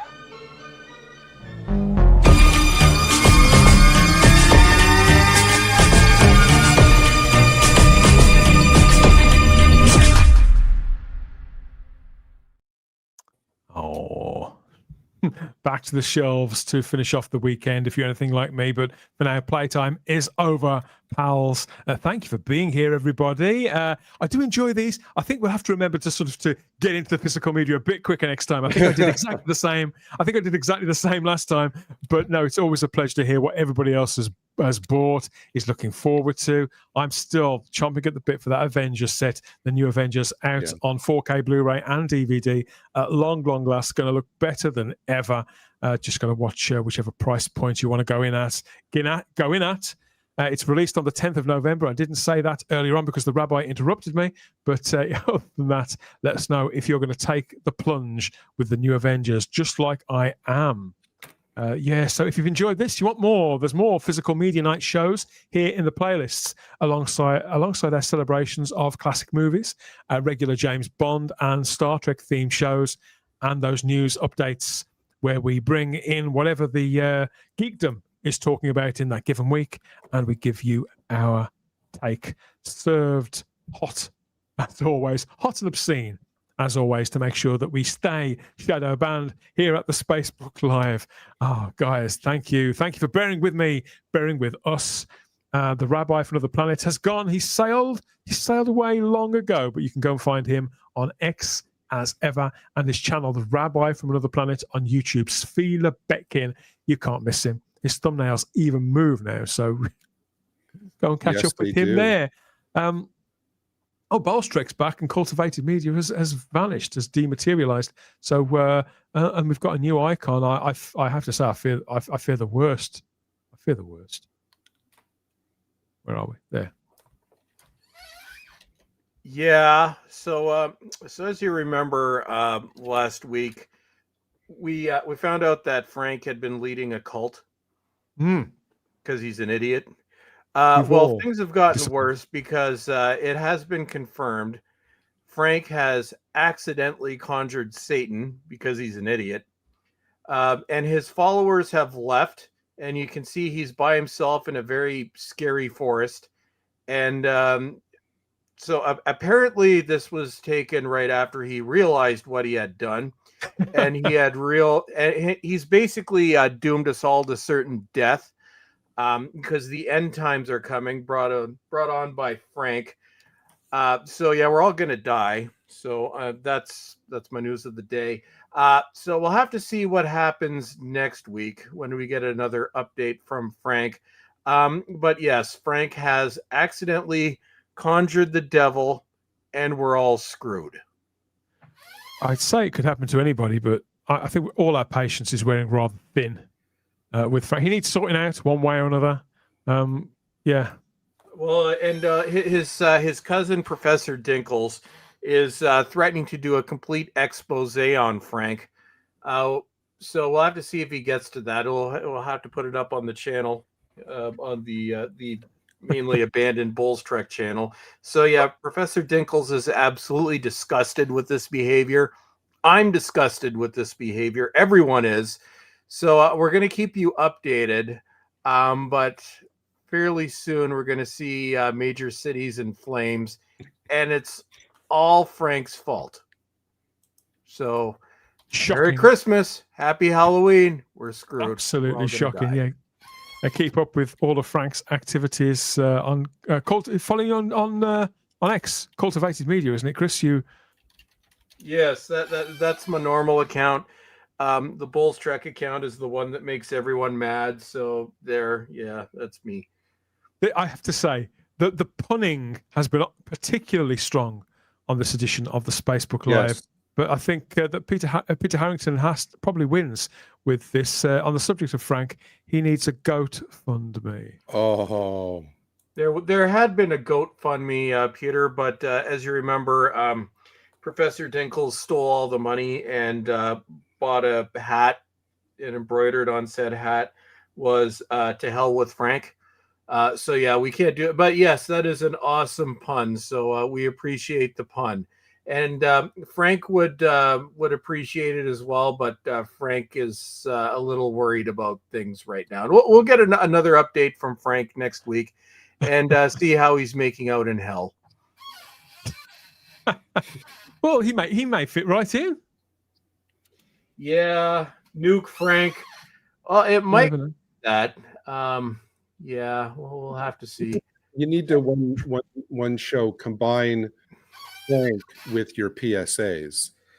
Well, That would be Frank is a walking PSA, so basically you get two PSAs. well, but you need to find a PSA that has a goat in it. A goat that conjured Satan and brought on the end times. Okay, we'll have to see if such a thing exists. Thank you for joining us, Chris, and for sharing your purchases over the last couple of months. I think we've got time at least for one more of these in. Before we'll do another one, and then we'll do a big Christmas one. And then we'll do a Christmas presents one as well. And then we can just go with it because we enjoy these shows. I think these are sort of our favourite shows to do on the Strand. So expect more of all of that. We've had, I think we've had quite a lot of interaction tonight as well. So I think you enjoy these as well. Let's get the word out about the Spacebook Live because this is the best channel that most people have never heard of. It is. So yes, give us a share at least. Like the video, even if you haven't liked it. Dislike it if you like, come to think of it. Subscribe to the channel. The subscribers keep going up and down, fluttering up and down. That's how you know you've been shadow banned because they've taken one look and thought, fucking hell, he's got 5 new subscribers. We better sort that out. I think it flutters up and down. So yes, please subscribe to the channel and hit the cloister bell to get the notifications. There's always the cloister bell here at the Spacebook. And like or dislike to your heart's content. Like it and then unlike it and then dislike it and then do whatever you like. But keep the interaction coming, please. It does help a lot more than you think. And Gary, thank you for helping out again on this one. Some great picks. I think the highlight of this stream for me has been seeing you with the Red Dwarf set. I have you to thank for that. I would never have even been aware of the existence of that had it not been for you. So back at you. It's the closest I'll ever feel to feeling like the Easter Bunny, I think, or yeah. I'm looking forward to diving into it. Feeling up the Easter Bunny. Yeah, I'm starting to get tired. That's for another show. The puns aren't making. Where's Rabbi? That's right up his alley. No, we're just gonna go cream some crackers. Yeah, he's nursing creamed crackers as we all know. The Rabbi will be live streaming tomorrow. I think he's getting better, sort of. He's not been a well child all week. He's been in the Valley of the Unwell. So go and help him out. Cheer him on there on his YouTube channel. Thank you again, Gary. We're back with Type 40 Live later in the week and lots more Doctor Who things to bother everybody with just when they thought they could forget about that show and move on with the rest of their lives.